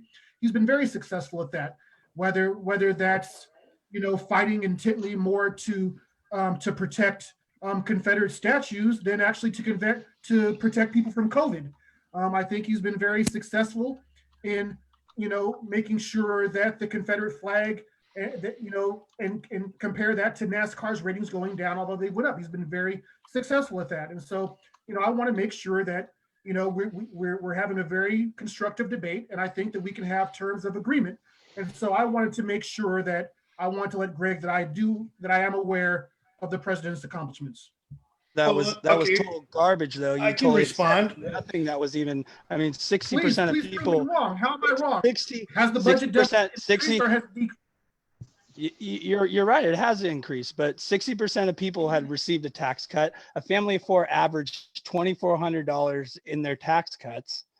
All tax cuts are not created equal, for the record. Mm-hmm. Yeah, No, and the they're- tax cuts were due to I didn't expire receive a for tax the cut. majority of people as well. They I- were Parents didn't permanent receive a for tax the cut. wealthy received and a corporate tax cut, interests, and This, I understand, but this is data that nonpartisan groups have collected the data on. So I understand that you can find people out there who say, I didn't receive a tax cut. But when you look at it and you find that 60% of people actually did receive a tax cut of $1,000 or more, we can just say that the top 1% are the only people who received a tax cut because the Republicans didn't push it very well. But when you look at it, 60% of people received a tax cut. And we actually increase our tax revenue. Hold on. What? And those tax cuts have been eating away at inflation. They've been eating away at healthcare costs going up. Like I said, you can go to Ohio and Michigan, and I can tell you a lot of farmers don't seem like their economic situation has been up. The farmers have been brought up. The tariffs, the farmers got a big bailout based on the tariffs they received from China on the taxes. So I'm not going with the welfare crap on that. The bailouts was socialism from the government making up for the what the tariffs did. The tariffs drove up we prices. pay for the tariffs. It took away their but we have also tried to cripple China's economy. Sitting in their silo. How does crippling China's economy help me? Because of these tariffs, and then we hand out some nice socialism. Socialism is nice when you want to keep the farm belt, in the middle, in the Midwest happy so you can get their votes. But then when you want to provide people with health care, or you want to provide people with extended unemployment benefits, that's socialism. So you can't have it both ways. I don't call that socialism. Helping people. That's not even close. No, it's not. This is what happens. Socialism. It's an entitlement program. We can't just say the entitlement program is. Can we acknowledge that socialism has an actual definition beyond just people calling things they don't like socialism? We have it's using my money to pay for something that else use. Amanda, I'm glad you asked. I'm going to read the definition for socialism. Let me look it up. Daniel. Spend on actually providing for the American citizens. So the definition for socialism is a political and economic theory of social organization, which advocates that the means of production, distribution, and exchange should be owned or regulated by the community as a whole. Weirdly enough, giving people unemployment benefits when they're staying home during a pandemic does not qualify for that definition. Thank you, Daniel. So why does everyone else keep saying that the United States is pulling a socialism? Because people are talking about socialism. Swear word. People are. I haven't heard either the right-leaning people in here say that's a socialism. Can't get a word in edgewise. Guys, one at a time. Okay, let's go to Greg next. So let's go back to the farmer thing. Trump put the tariffs on China. That cost China not importing food. The tariffs on the other goods that were coming into the country got flipped as aid packages back to the farmers. This is it's called the art of making the deal in a way. He knows he's going to win and lose, and he's going to even the playing field. That's really all it is. Now, if you don't believe it, don't believe it. But that's really what happened. The farmers got their aid. And go back to the tax cuts. You didn't get a tax cut. I don't know what to tell you. I got my little one. Okay. That's exactly the point. You got your little one. Yeah, we in California got. Well, I don't make as much as the millionaire, so my percentage is going to be lower. I mean, that's just simple math, not Common Core math. Well, no, but your percentage is going to be lower. The top. Hold on, guys, one at a time. Let's. Amanda, Kylan, hold on. 1 second. Give me 30 seconds. All right, you go look ahead. at California and you look at the East Coast. If you look at all the highest tax bracketed states, California and the Northeast, predominantly Democratic states as well. Those are the states that got hit the hardest by having the SALT deduction eliminated. Goodbye, thank God. Yes. How ironic that states that are Democratic led have their taxes go up and lose SALT deductions in high tax areas, and you're telling me that's not targeted? No, that was a planned thing. It's still a planned thing. The state and local tax deduction for the feds was so the state could raise more taxes on you anyway. So that was just a game. Getting rid of the SALT tax made everybody on the same playing field. It's that simple. Why does this state get it to deduct their state and local taxes, but Nevada can't? Quickly, after Greg, let's go to Amanda real quick, and then Daniel, and then Vlad. So all I was going to say is that, I think, Greg, you mentioned something about like a millionaire is going to pay more. That would make sense if we were all actually taxed at the same rate, and we're not. And because the millionaire has got the $1 million tax accountants. Yeah. We can't afford that. So we're not even talking about what they can afford to buy. We're talking about what the law is. The law doesn't say every person is taxed at the same rate. That's not the law. No, There I are would, obviously different tax brackets, and certain tax brackets are getting lower tax rates than other ones, and they're not the people with the lowest numbers like not coming even, in to their not bank even accounts. counting the corporate, not even counting the corporate. Let's stay away from the Oh, corporate. I'm not even talking about Person. Okay. corporations. I'm So, talking about people. If I'm talking I, about people. if I'm a millionaire, I am going to have so many freaking deductions because my accountant told me to have so many freaking deductions to where I don't pay a dime at the end of the year. But we're We're not not even talking talking. about We're not that. talking about We're that. not But talking about so you get a the tax fact- cut, and he gets a big fat tax cut Greg, based on you're what he not pays. listening to what we're saying.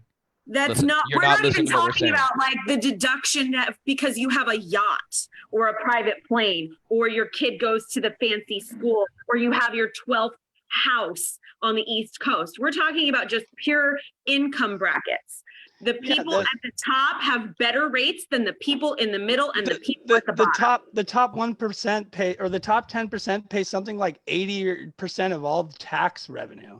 So Yeah, I don't, and I don't they get why make we sit over here- 99% of the Talking about money. what rate of the tax revenue they contribute. I'm talking about what is taken out of their paychecks, the rate that they pay, not the rate that the total pot has from them. And can I The make rate a, that the- they there- pay is it's- less than the it's- rate it's that some- like someone who works at McDonald's pays. When Can you I- look can I at make like one Donald quick Trump, point, he too? pays like millions of dollars in taxes. Oh, He let's does? not We talk wouldn't about know No, that. wait, His tax returns haven't been released. Yeah, We how don't do we know know what that. Donald Trump What- pays? what does We know that what he pays in mean? taxes. We We have don't to know take- what he How pays in much do you taxes. know about Donald Trump's taxes, honestly? I would- Actually, wait, hold on, hold on. Guys, You can guys, guys, guys, Google. guys. Hold on, Archie. Yeah, Google I it. really like You to can One at a find out how time, much one at a Donald time, Trump one is at a paid time, in one at a taxes. time. Okay, so two Oh my things. God. One, if Robert has access to Donald Trump's taxes, I would really Because love he to see won't that. release- Well, as we all know, Donald Trump's niece had released some of his tax returns. So to pretend like all of his tax returns are just hidden secrets is just a fallacy. And if you were just Oh, quick enough to man. search, Okay, to so search on the internet to know that Donald Trump has released some of his tax returns before, I don't know. would The know internet that. has skin in the game.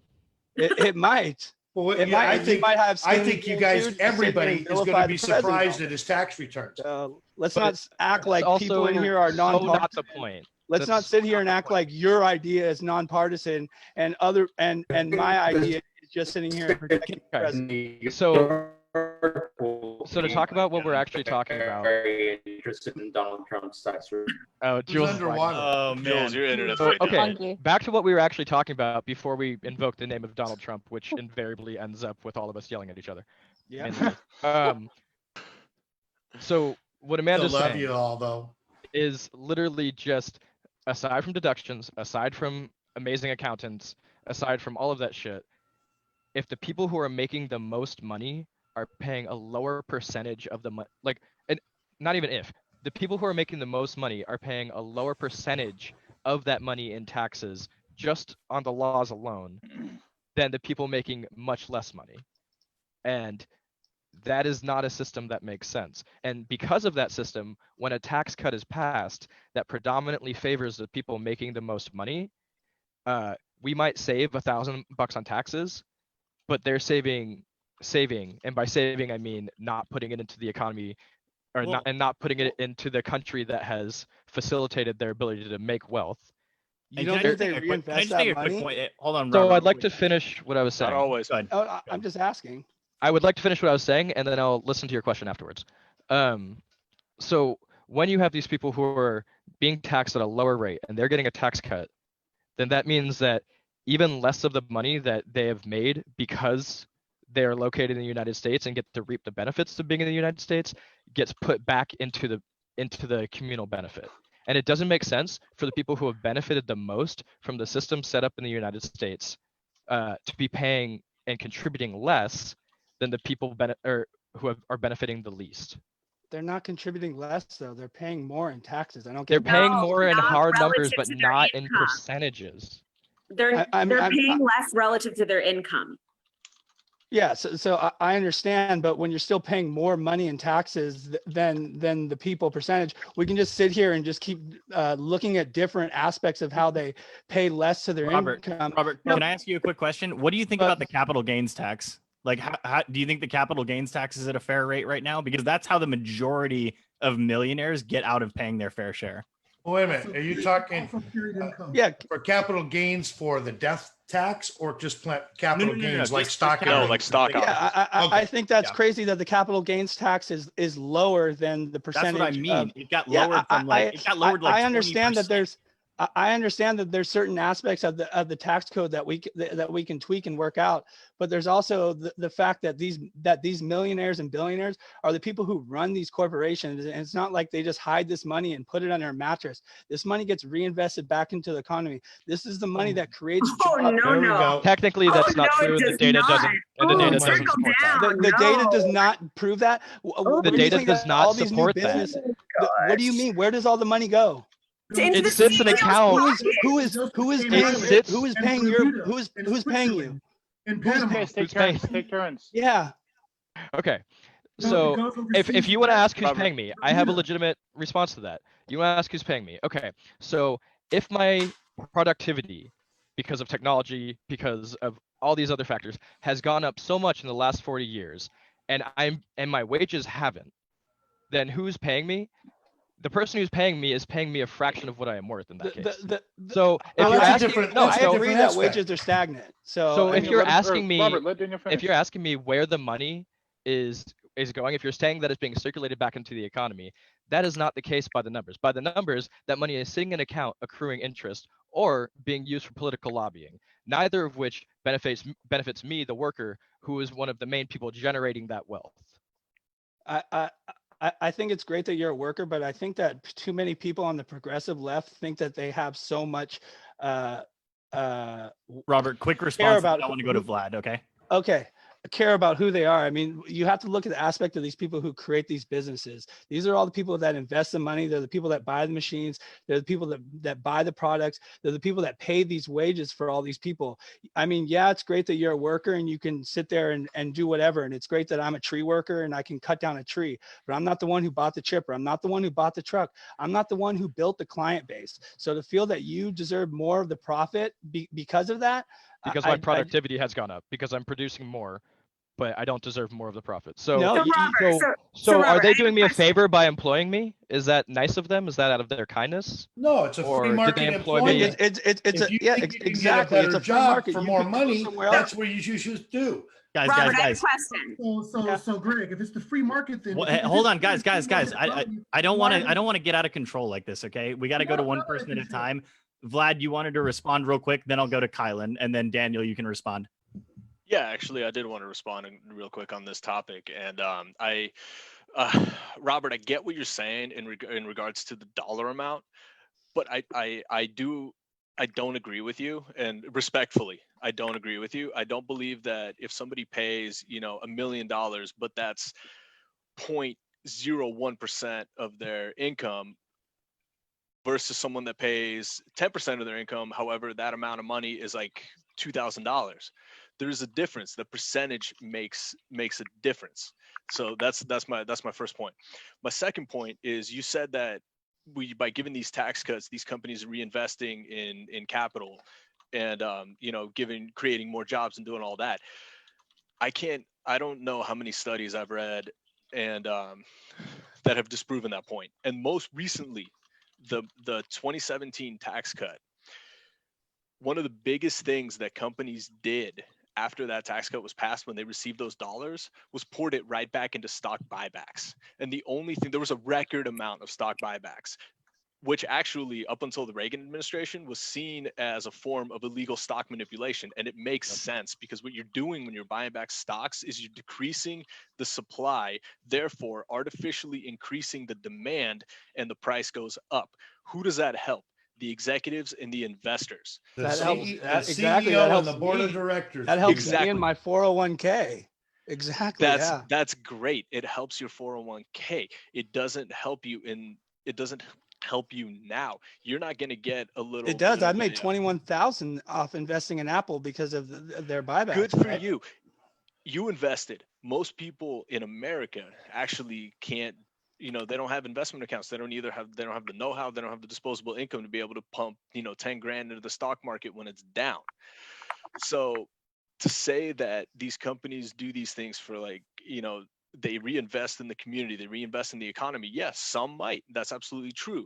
And yes, there are, it is necessary, like, to expend capital to start a business. If you want to go out and start the same, tree trimming business that you're talking about, you need the machines, you need the saws, you need the proper safety equipment, you need all that. That's why you can deduct all those expenses from your taxes. However, once you become a multi-billion-dollar corporation, That's at that different. point, Yeah, Jeff Bezos, it becomes a little different. Like, exactly, Jeff Bezos, man. he's right a now, you crony said it. capitalist, and he Jeff and he Bezos- lobbies to not pay any taxes. Well, exactly. And that's kind of the point. That's the point of this, like, this discussion right now. I feel like we're trying to get to the same, We are. trying to draw the same conclusion here, man. Vlad, the fact is, I agree with you on the stock buybacks. I agree. Okay, I I totally stock agree. buyback should be illegal. That wasn't the intention of these tax breaks so they could buy their stock backs. But that's the how they're always going to be used. If the you're way going to that give them a the windfall like that. politicians have a big fat portfolios If in all you these give a stocks. mouse So a cookie, yes, so they Exactly. were counting on this. So this whole, again, it goes back to they create this law. They say you can do this. You can have your tax cut with unintended consequences. And I don't think some of them are unintended. I think they knew exactly what they're doing. So why not? Quick response, give a Vlad, and then I bigger want to go to tax Kylan, cut? okay? Why not give a bigger tax cut to the people who are actually going to help stimulate the economy, to the people on Main Street, the ones that are making $60, $70, $80,000 a year, who need to actually go out and buy shit, because that's how you stimulate the economy. You can't artificially create demand by trying to increase supply. Supply gets increased by a company when demand increases. Like, no one out there that's producing, fucking flat screen TVs is going to go out and say, I'm going to produce 500,000 extra units because I got this huge tax cut. No, they're going to produce 500,000 extra units because people actually want them. Like, you're not, I totally agree.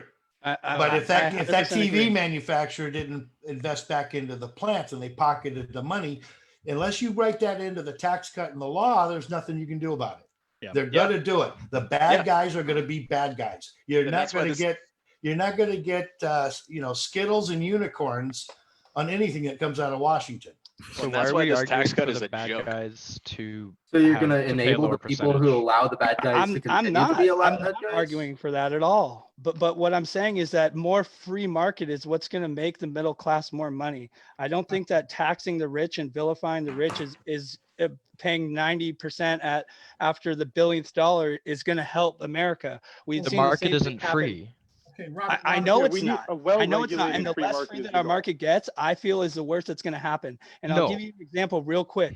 In the 1950s, when they had made the tax percentage, the highest tax bracket at 94% at the highest bracket, what happened was those rich people like whatever Meyer from MGM, he went and lobbied to the government so he could get pet statutes to himself so he didn't have to end up paying those taxes. So what ended up happening was it actually created more of a wealth divide within our nation and within these people. Not So to I don't- mention, So ban the lobbying. people that moved Sure. all of their finances ban offshore. Ban lobbying, ban crony Which- capitalism, ban it all. Which was the I best believe that thing. more of the free market is what's going to help. Can we go to Kylan? Let's get Kylan. Yeah, let's I get can Kylan barely next. hear Kylan. I can barely hear you. So There we go. number That's one, better. when the effective tax rate was in the 90th percentile, it was actually some of the most expansive economic expansion for the middle class in the history of the United States of America. That's where we actually built that's when we built the interstate highway system. That's when we built the dam system. That's when we were building railroads. That's when we were actually expanding as a country, was when we had effective tax rates for the rich in the 90 percentile. Number one, that's a fact. Number two, when we're talking about tax policy and taxing the rich, it's not even just taxing the rich punitively. It's actually making sure that they pay at least as much of an effective tax rate as their workers. And so we're talking about, well, it's the factory owner or the CEO that reinvests into their company and that creates all of these jobs. These CEOs wouldn't be making money and they wouldn't be doing anything without their labor force. So let's start with what's happened since 1977, okay? Because starting then, 1977 and 1980, when Reagan was inaugurated, that's when really started the destruction of the labor movement. We literally, over the last 35 years, 40 years, we have systematically destructed organized labor in this country. And there are graphs and statistics that show as the destruction of organized labor went down, wage growth went down as well. Because when you can't have collective bargaining, you're not going to be able to bargain for better working conditions. You're not going to be able to bargain for better wages. The correlation is 100%. Okay, so these CEOs, they are paid by the price of the stock. They don't Absolutely. They get paid in stock auctions. That's why they're buying back stock and paying dividends to the board of directors and the shareholders, because their compensation packages. I've been working in finance for 17 years. I work with CEOs. CEOs are my clients. I know finance. These CEOs and COOs and CFOs, their compensation is tied to the price of the stock and the growth of the stock. So it's going to preclude them to do anything that they can possibly do to juice those stock prices, because that's how they primarily get paid. It's not being reinvested in wages and being reinvested in companies, because we would show actually improving and increased capital investment ratios, which are actually down or flat since the tax cuts, number one. Number two, if these wages were being passed down to the employees, we would actually show some effective wage growth. But for the last 40 years, we have under the president. But we have under the president, though. I'm sorry, I'm not even ragging on the president. No, he's talking about wage growth. I'm just talking about wage growth under the current administration has gone up 3 times. Yes, but it's gone up pennies as it relates to the wage growth of CEOs and investors. It's pennies on the dollar. It's like 128%. It's like 38. Wage growth has went up like 38 cents or something ridiculous like that. It's technically wage growth, but it's nothing. But it doesn't even beat inflation. It doesn't beat inflation. It doesn't beat healthcare inflation. It doesn't beat food inflation. It doesn't do anything for housing inflation. You know, and to your point, Robert, it is special interest. You know, corporations and billionaires and millionaires, they can hire armies of lobbyists to write tax laws. That's what they do. They hire lobbyists on K Street, they go into Congress, and then when they leave Congress, they go back to K Street and they go and they turn lobbyists and they make $4 million a year. Except Paul Ryan. We have a system that is fundamentally built against workers. It's built against workers, working people like all of us, who shouldn't be defending the corporate class because they don't care about us. They don't care about wage growth. They don't care about collective bargaining. They don't care about environmental justice. Okay, there are rivers right now with corporations with all of the, you know, the job killing regulations that we like to say that Trump has gotten rid of. These job killing regulations are the Clean Water Act and the Clean Air Act. Okay, where in poor communities of color and poor communities, period, where their drinking water is polluted with arsenic and chromium. Okay, where we have natural gas plants that are now allowed to not have to regulate the carbon dioxide and the methane gas that they're spewing uninhabited. Okay, that's job killing. That's what getting rid of regulation is doing. It's not doing anything to create jobs. It's cutting costs so they don't have to pay to make sure that there's clean air and water. That affects all of us. This isn't about bashing the rich. This isn't about bashing corporations, but it sure as hell isn't free market. It hasn't been a free market economy. It hasn't been a free market economy since the Industrial Revolution. Okay, the corporate class is subsidized from head to toe. We subsidize them in tax. We subsidize them in tax write-offs. We subsidize them in capital write-offs. We subsidize Walmart and McDonald's. How do you think the Waltons are the richest family in the world? They pay their workers shit, and then we subsidize their workers with food stamps food stamps and cash aid and welfare. And that's the fault of big government. That's not the reason why that happens is because of big government, because people can get paid so much money and go through the system and then turn back out and go back to a CEO and then go back and then sit on a cabinet seat. It's just a revolving door that happens because of the big government. You're exactly right. I don't think it's a fault of big government. I think it's just the fault of the way that the revolving door works. Yeah, It's the regulation that allows government so much the power. revolving door exists, Guys, it's going to exist in a small government system, a big government system. It's going to exist in any system. It's the fact that the revolving door exists is the problem. Kylan, one quick response, and then I want to go to Jake and end this topic off with Dan. You know, I think we ended that rightly. You know, I think I love Robert's point. You know, I do. You know, it's Robert and Vlad both brought up very good points. You know, it is the government's fault because the government has not been regulating this effectively, whether it's Democrats or Republicans. You know, one of my biggest beef is with corporate Democrats. You know, they're just as guilty as any Republican or It's a revolving door. They leave Congress, they go right to K Street, they lobby, and it's a never-ending circle. You know, why can a corporate CEO and a millionaire have our congressmen and senators on speed dial, but when we try to reach out, we get a form letter that's not even signed in real life? Yeah. If you get Yeah. that. You know, Yeah. Right. Let's go to Jake real quick. Jake, I need to throw a quote in, Alec, real quick. real quick, and then we gotta go to Jake. You just quoted Reagan. Says, "I'm the government, and we're here to help." Okay, that's your biggest fear. Fair enough. touche. Jake, Touche, you wanted dude. to respond Fair to enough. what Kylan said? So we talked about high tax rates for personal. I'm sorry, what's the word? Something gains. Capital gains. tax. Capital gains tax, and how Robert, you suggested that increasing the gains tax for those over the $1 billion mark wouldn't benefit America. But we're talking about a massive influx. No, Jake, I how believe would he that was not talking benefit? about the About- income tax. I was talking about the top bracket for the income tax for the top percentile. My mistake. You totally were. But But even I if we agree take with you. that, I that's a agree ton with of you money. that- How would that not benefit America? I agree that the capital gains tax is crazy. And even people like Warren Buffett have sat there and said, why would I not do that if I'm going to be making more money by doing capital gains than actually doing it as a business? I do 100% agree with you, Jake, that there's definitely Cool. aspects of, you know, cronyism and crap that only helps the millionaires and billionaires. So I 100% agree with you, Jake.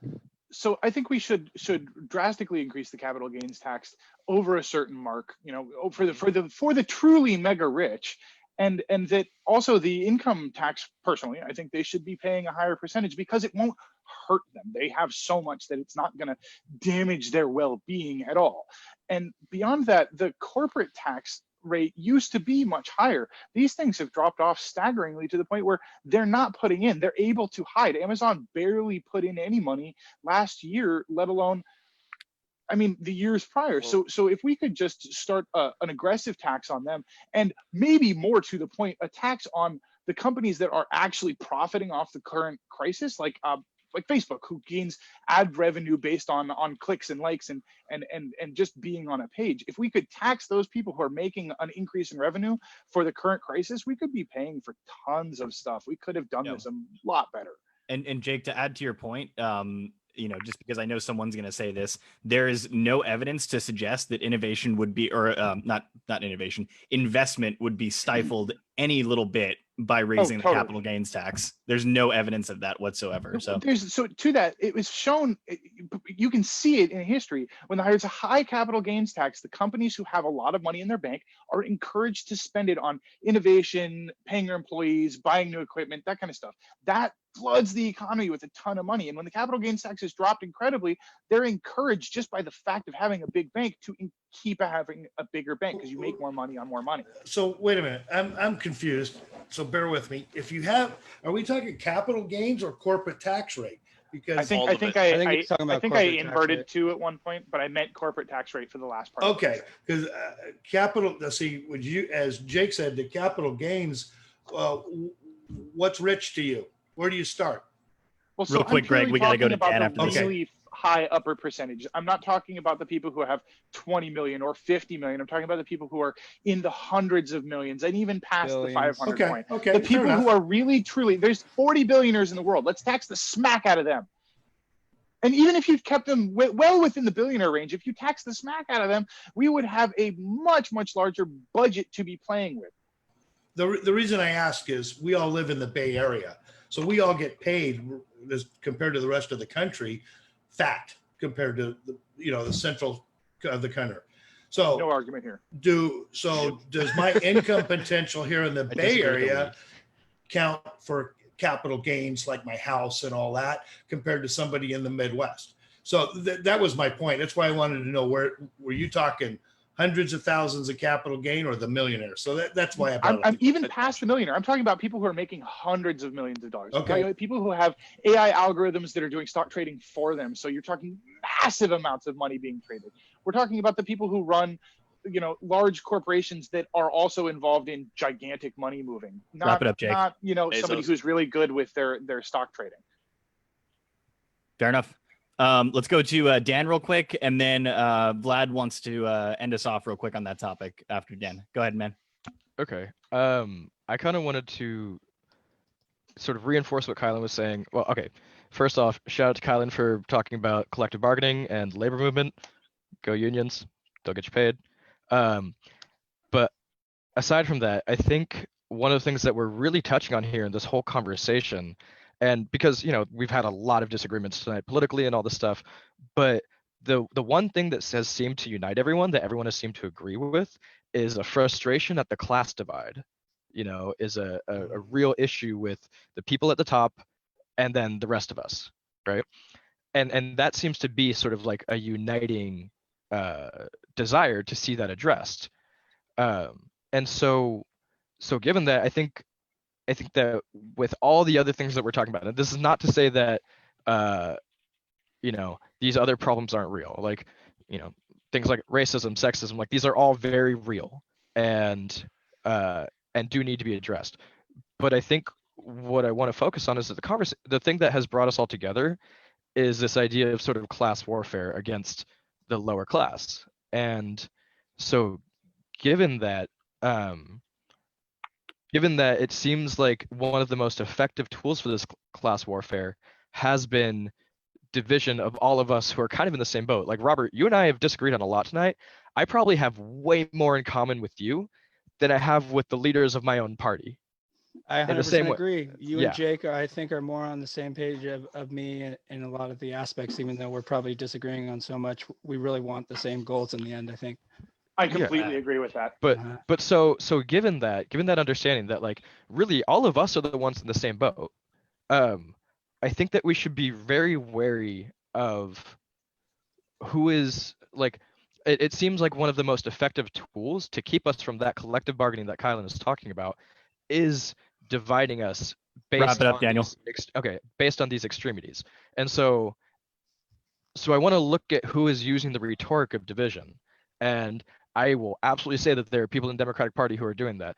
But I also want to sort of point that at Trump and point out that his entire initial 2016 campaign was aimed at dividing and division, and that has been a consistent theme of his presidency. And so I think that is kind of the ultimate sort of display of class warfare, which kind of targets all of us. And I think that's kind of where the eye should be focused on here, is that it's not so much that we should try and avoid letting ourselves be so polarized and focus on who is trying to divide us, because honestly, we're all in the same boat. Yeah, that's well said. That's well said. Oh, brothers.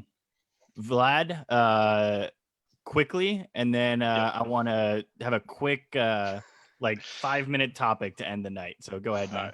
Already the end? I know. Can you believe it? I know, right? It went That went quickly, fast, huh? huh? Time has flown by.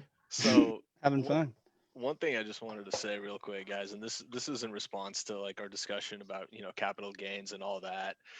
And I remember, I was guilty of this when I was younger, before I realized really what the hell was happening, And I remember reading an article. This was when Steve Jobs came back to Apple, when Apple was kind of floundering, and he took a $1 a year salary and then got paid in stock options. And I remember thinking to myself, like, man, what a great guy. Like, he's coming in to help the company and blah, blah, blah. Not at all. Not realizing Nope. at the time that he was going to make billions based off Genius of move. Apple, based off of Apple stock. It was a brilliant move. And I think that's part of the thing, because I remember, I still read these articles that are like, Jeff Bezos is worth what, $180 billion or something.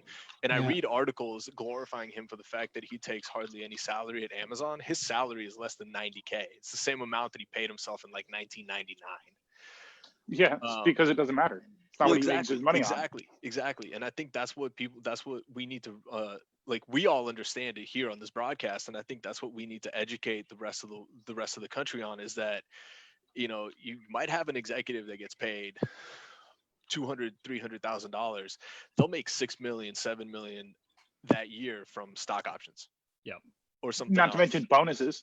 Not to mention bonus. Exactly. Yeah. I remember I used to, the company I worked for before the one I'm at now was a publicly traded company, and I looked at the CEO's salary because they have to disclose it, and he made like $250,000 in actual compensation, like actual cash compensation, but his total comp package for I think like 2017 was $32 million. Whoa. Hmm.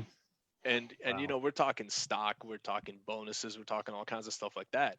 And that's really like, that kind of sits at the heart of the problem, is like these people will take no salary when they know it's going to get taxed relatively higher, and then they'll make millions that's taxed at what's, I think the capital gains rate right now is 15%. 20. Or It's- yeah, 20, you're right. It's 15 up to a level, and then I think the level we're talking about is 20%. The highest capital gains tax Yeah. rate is 20. Yeah. Yeah, exactly. And so, you know, I think that's, And don't forget the stock options that they get, some of it will be turned over as a donation to charity for the tax deduction. Yeah. So Mhm. so it reduces their so tax it'll, again. reduce their tax again. Yes. And All right. and I think that's really the biggest thing. Like that's, you know, the heart of this capital gains issue for me, at least, is it really needs to go up. That said, I just want to close my comment by saying, Dan, I completely agree with you that I think regardless of where you are on the political spectrum, it really is like a kind of us versus them. Like I feel legitimately that I have a hell of a lot more in common with you, Robert, you know, with you, Greg, and with everyone else on this podcast than any CEO of any company I've ever worked for in my life, regardless of our political affiliation. So Yeah. that's all I Amen got. to that. Good stuff. Good stuff. Thank you for that quick comment, Vlad. Hey. Appreciate Hey, it. it was reasonably quick. All right, don't give me a break. Yeah. No, but you know what? I will say it was well said. It was well Thank you, said. thank you. I It appreciate was a that. good place to end it right there. So now is the period of the podcast that we all know and love here. It's the fun topic. And boy. this week I'm gonna start us off. It's no secret to any of you guys my disdain for cheesecake. Yay, it worked. And I think Finally happening. How are and you I a think person? I'm the only person here that can say that I violently despise that disgusting sweetened cheese wheel fucking garbage. Yeah, it's the only person whose opinion doesn't matter. So This is true. so now that we've established that, I want to go around the room and everyone give me your favorite cheesecake flavor, and we'll end it right there, starting with Robert. Nice. Oh, Oh, you're gonna start with This is me. really Got to start with you, buddy.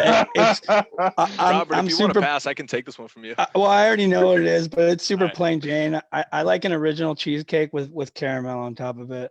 Gross. Ooh, Jake, caramel. I you're haven't next. tried that. You're just okay, gonna say gross for every single one of them. So. Pretty much. Okay, so I'm a big fan of the standard cheesecake with like a really good fruit swirl, but I'm kind of picky about the fruit. I want it to have real fruit in it, like that like weird jelly nonsense, and generally something like a strawberry would be my favorite. It sounds Vanilla like- ice cream all over that sucker too. Good for you.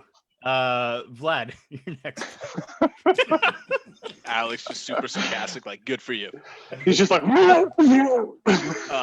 right, well, Retching at the thought. I actually really enjoy just like a classic cheesecake with like a raspberry swirl. Yeah. Or I made this for my brother-in-law's birthday one year because I actually make cheesecake, and this is something that Alex has never forgiven me for.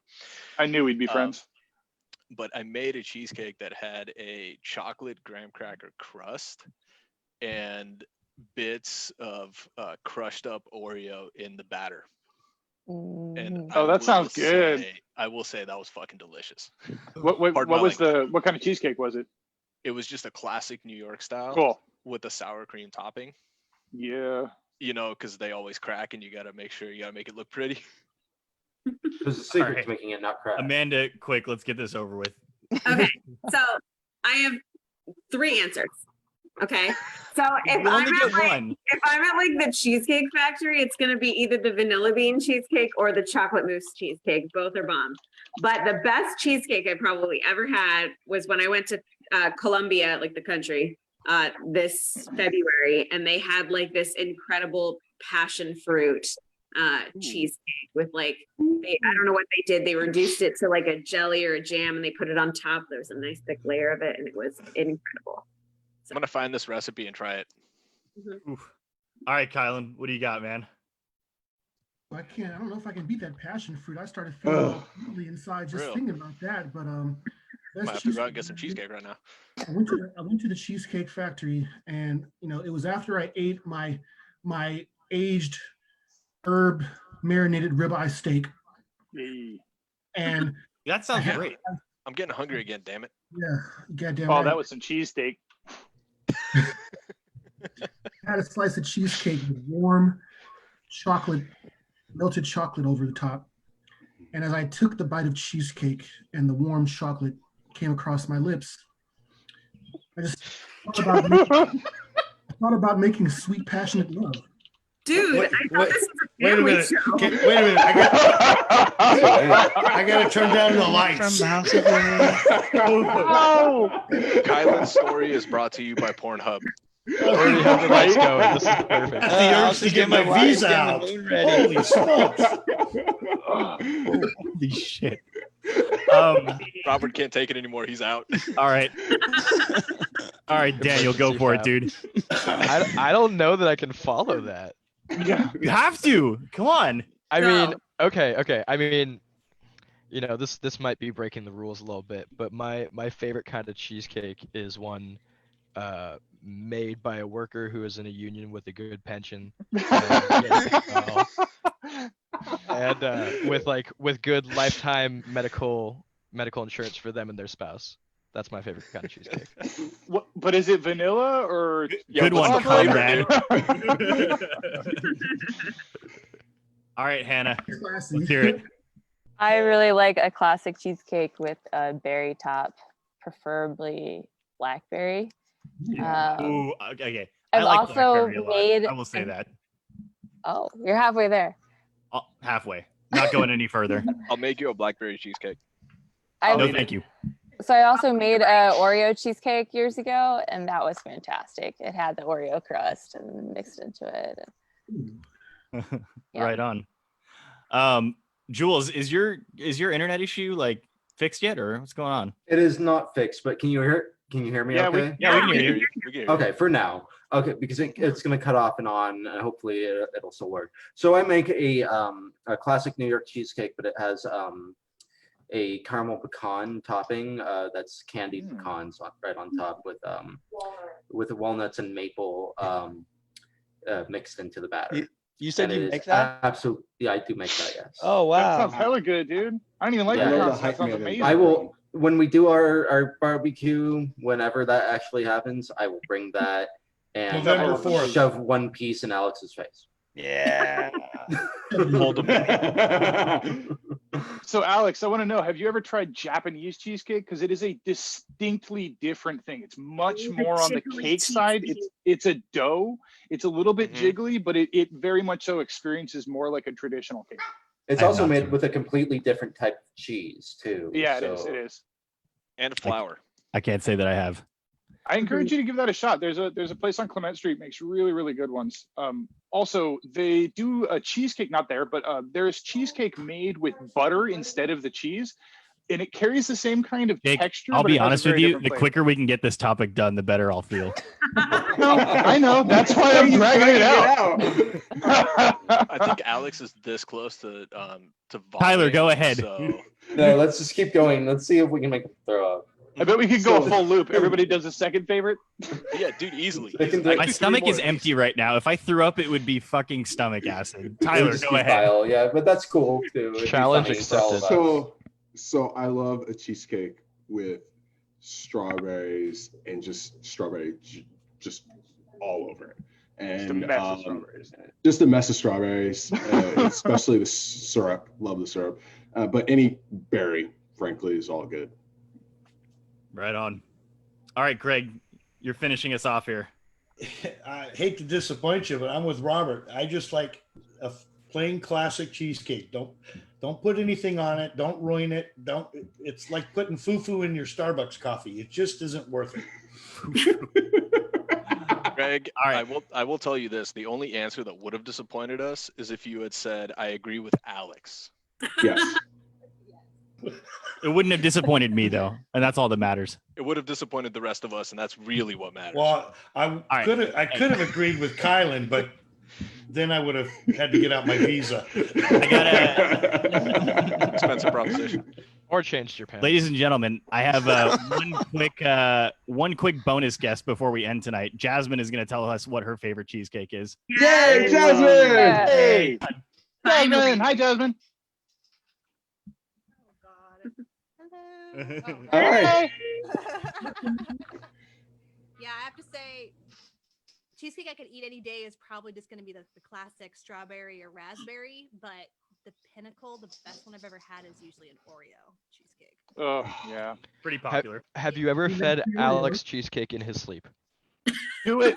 I'll pay you. Honestly, this works for me because that means I get to eat his cheesecake. So That's a good point. Good for you. Touche. Solid. She's smart. And that is our special guest for the evening. Alex, we talked about successes at the start, but you didn't mention how's Spike doing? So I don't know if you guys were able to see. He was so Jasmine had him puttering around in the background while the podcast was going on. He had a little infection yesterday. We had to take him to the vet, and they drained a little pocket of pus that he had on his leg wound there. It was. You know, we're still live, right? I do. For anyone I who like to doesn't hear know, it. We all care about you, Alex. I know. yeah, I was thinking of having some pizza, but not now. viewers might not know what happened. You want to tell them? Imagine a Right, little just white have- sauce on there. Greg, just have Kylan talk to you after, and you'll be fine. There you go. For the viewers who don't know, Alex has a cat named Spike that is now a three-legged cat named Spike. Yep. So He's recovering from he surgery. gets his stitches out a week from today, and hopefully the infection will be gone by then. We got him on some like wicked antibiotics right now. So yeah, I guess you're right. I never shared my win. That's it right there. So, and I think that's a good place to end it. So, ladies and gentlemen, thanks for being with us. It was a great podcast tonight. I had a lot of fun. Hope you guys did too. And we'll see you next time. Take care.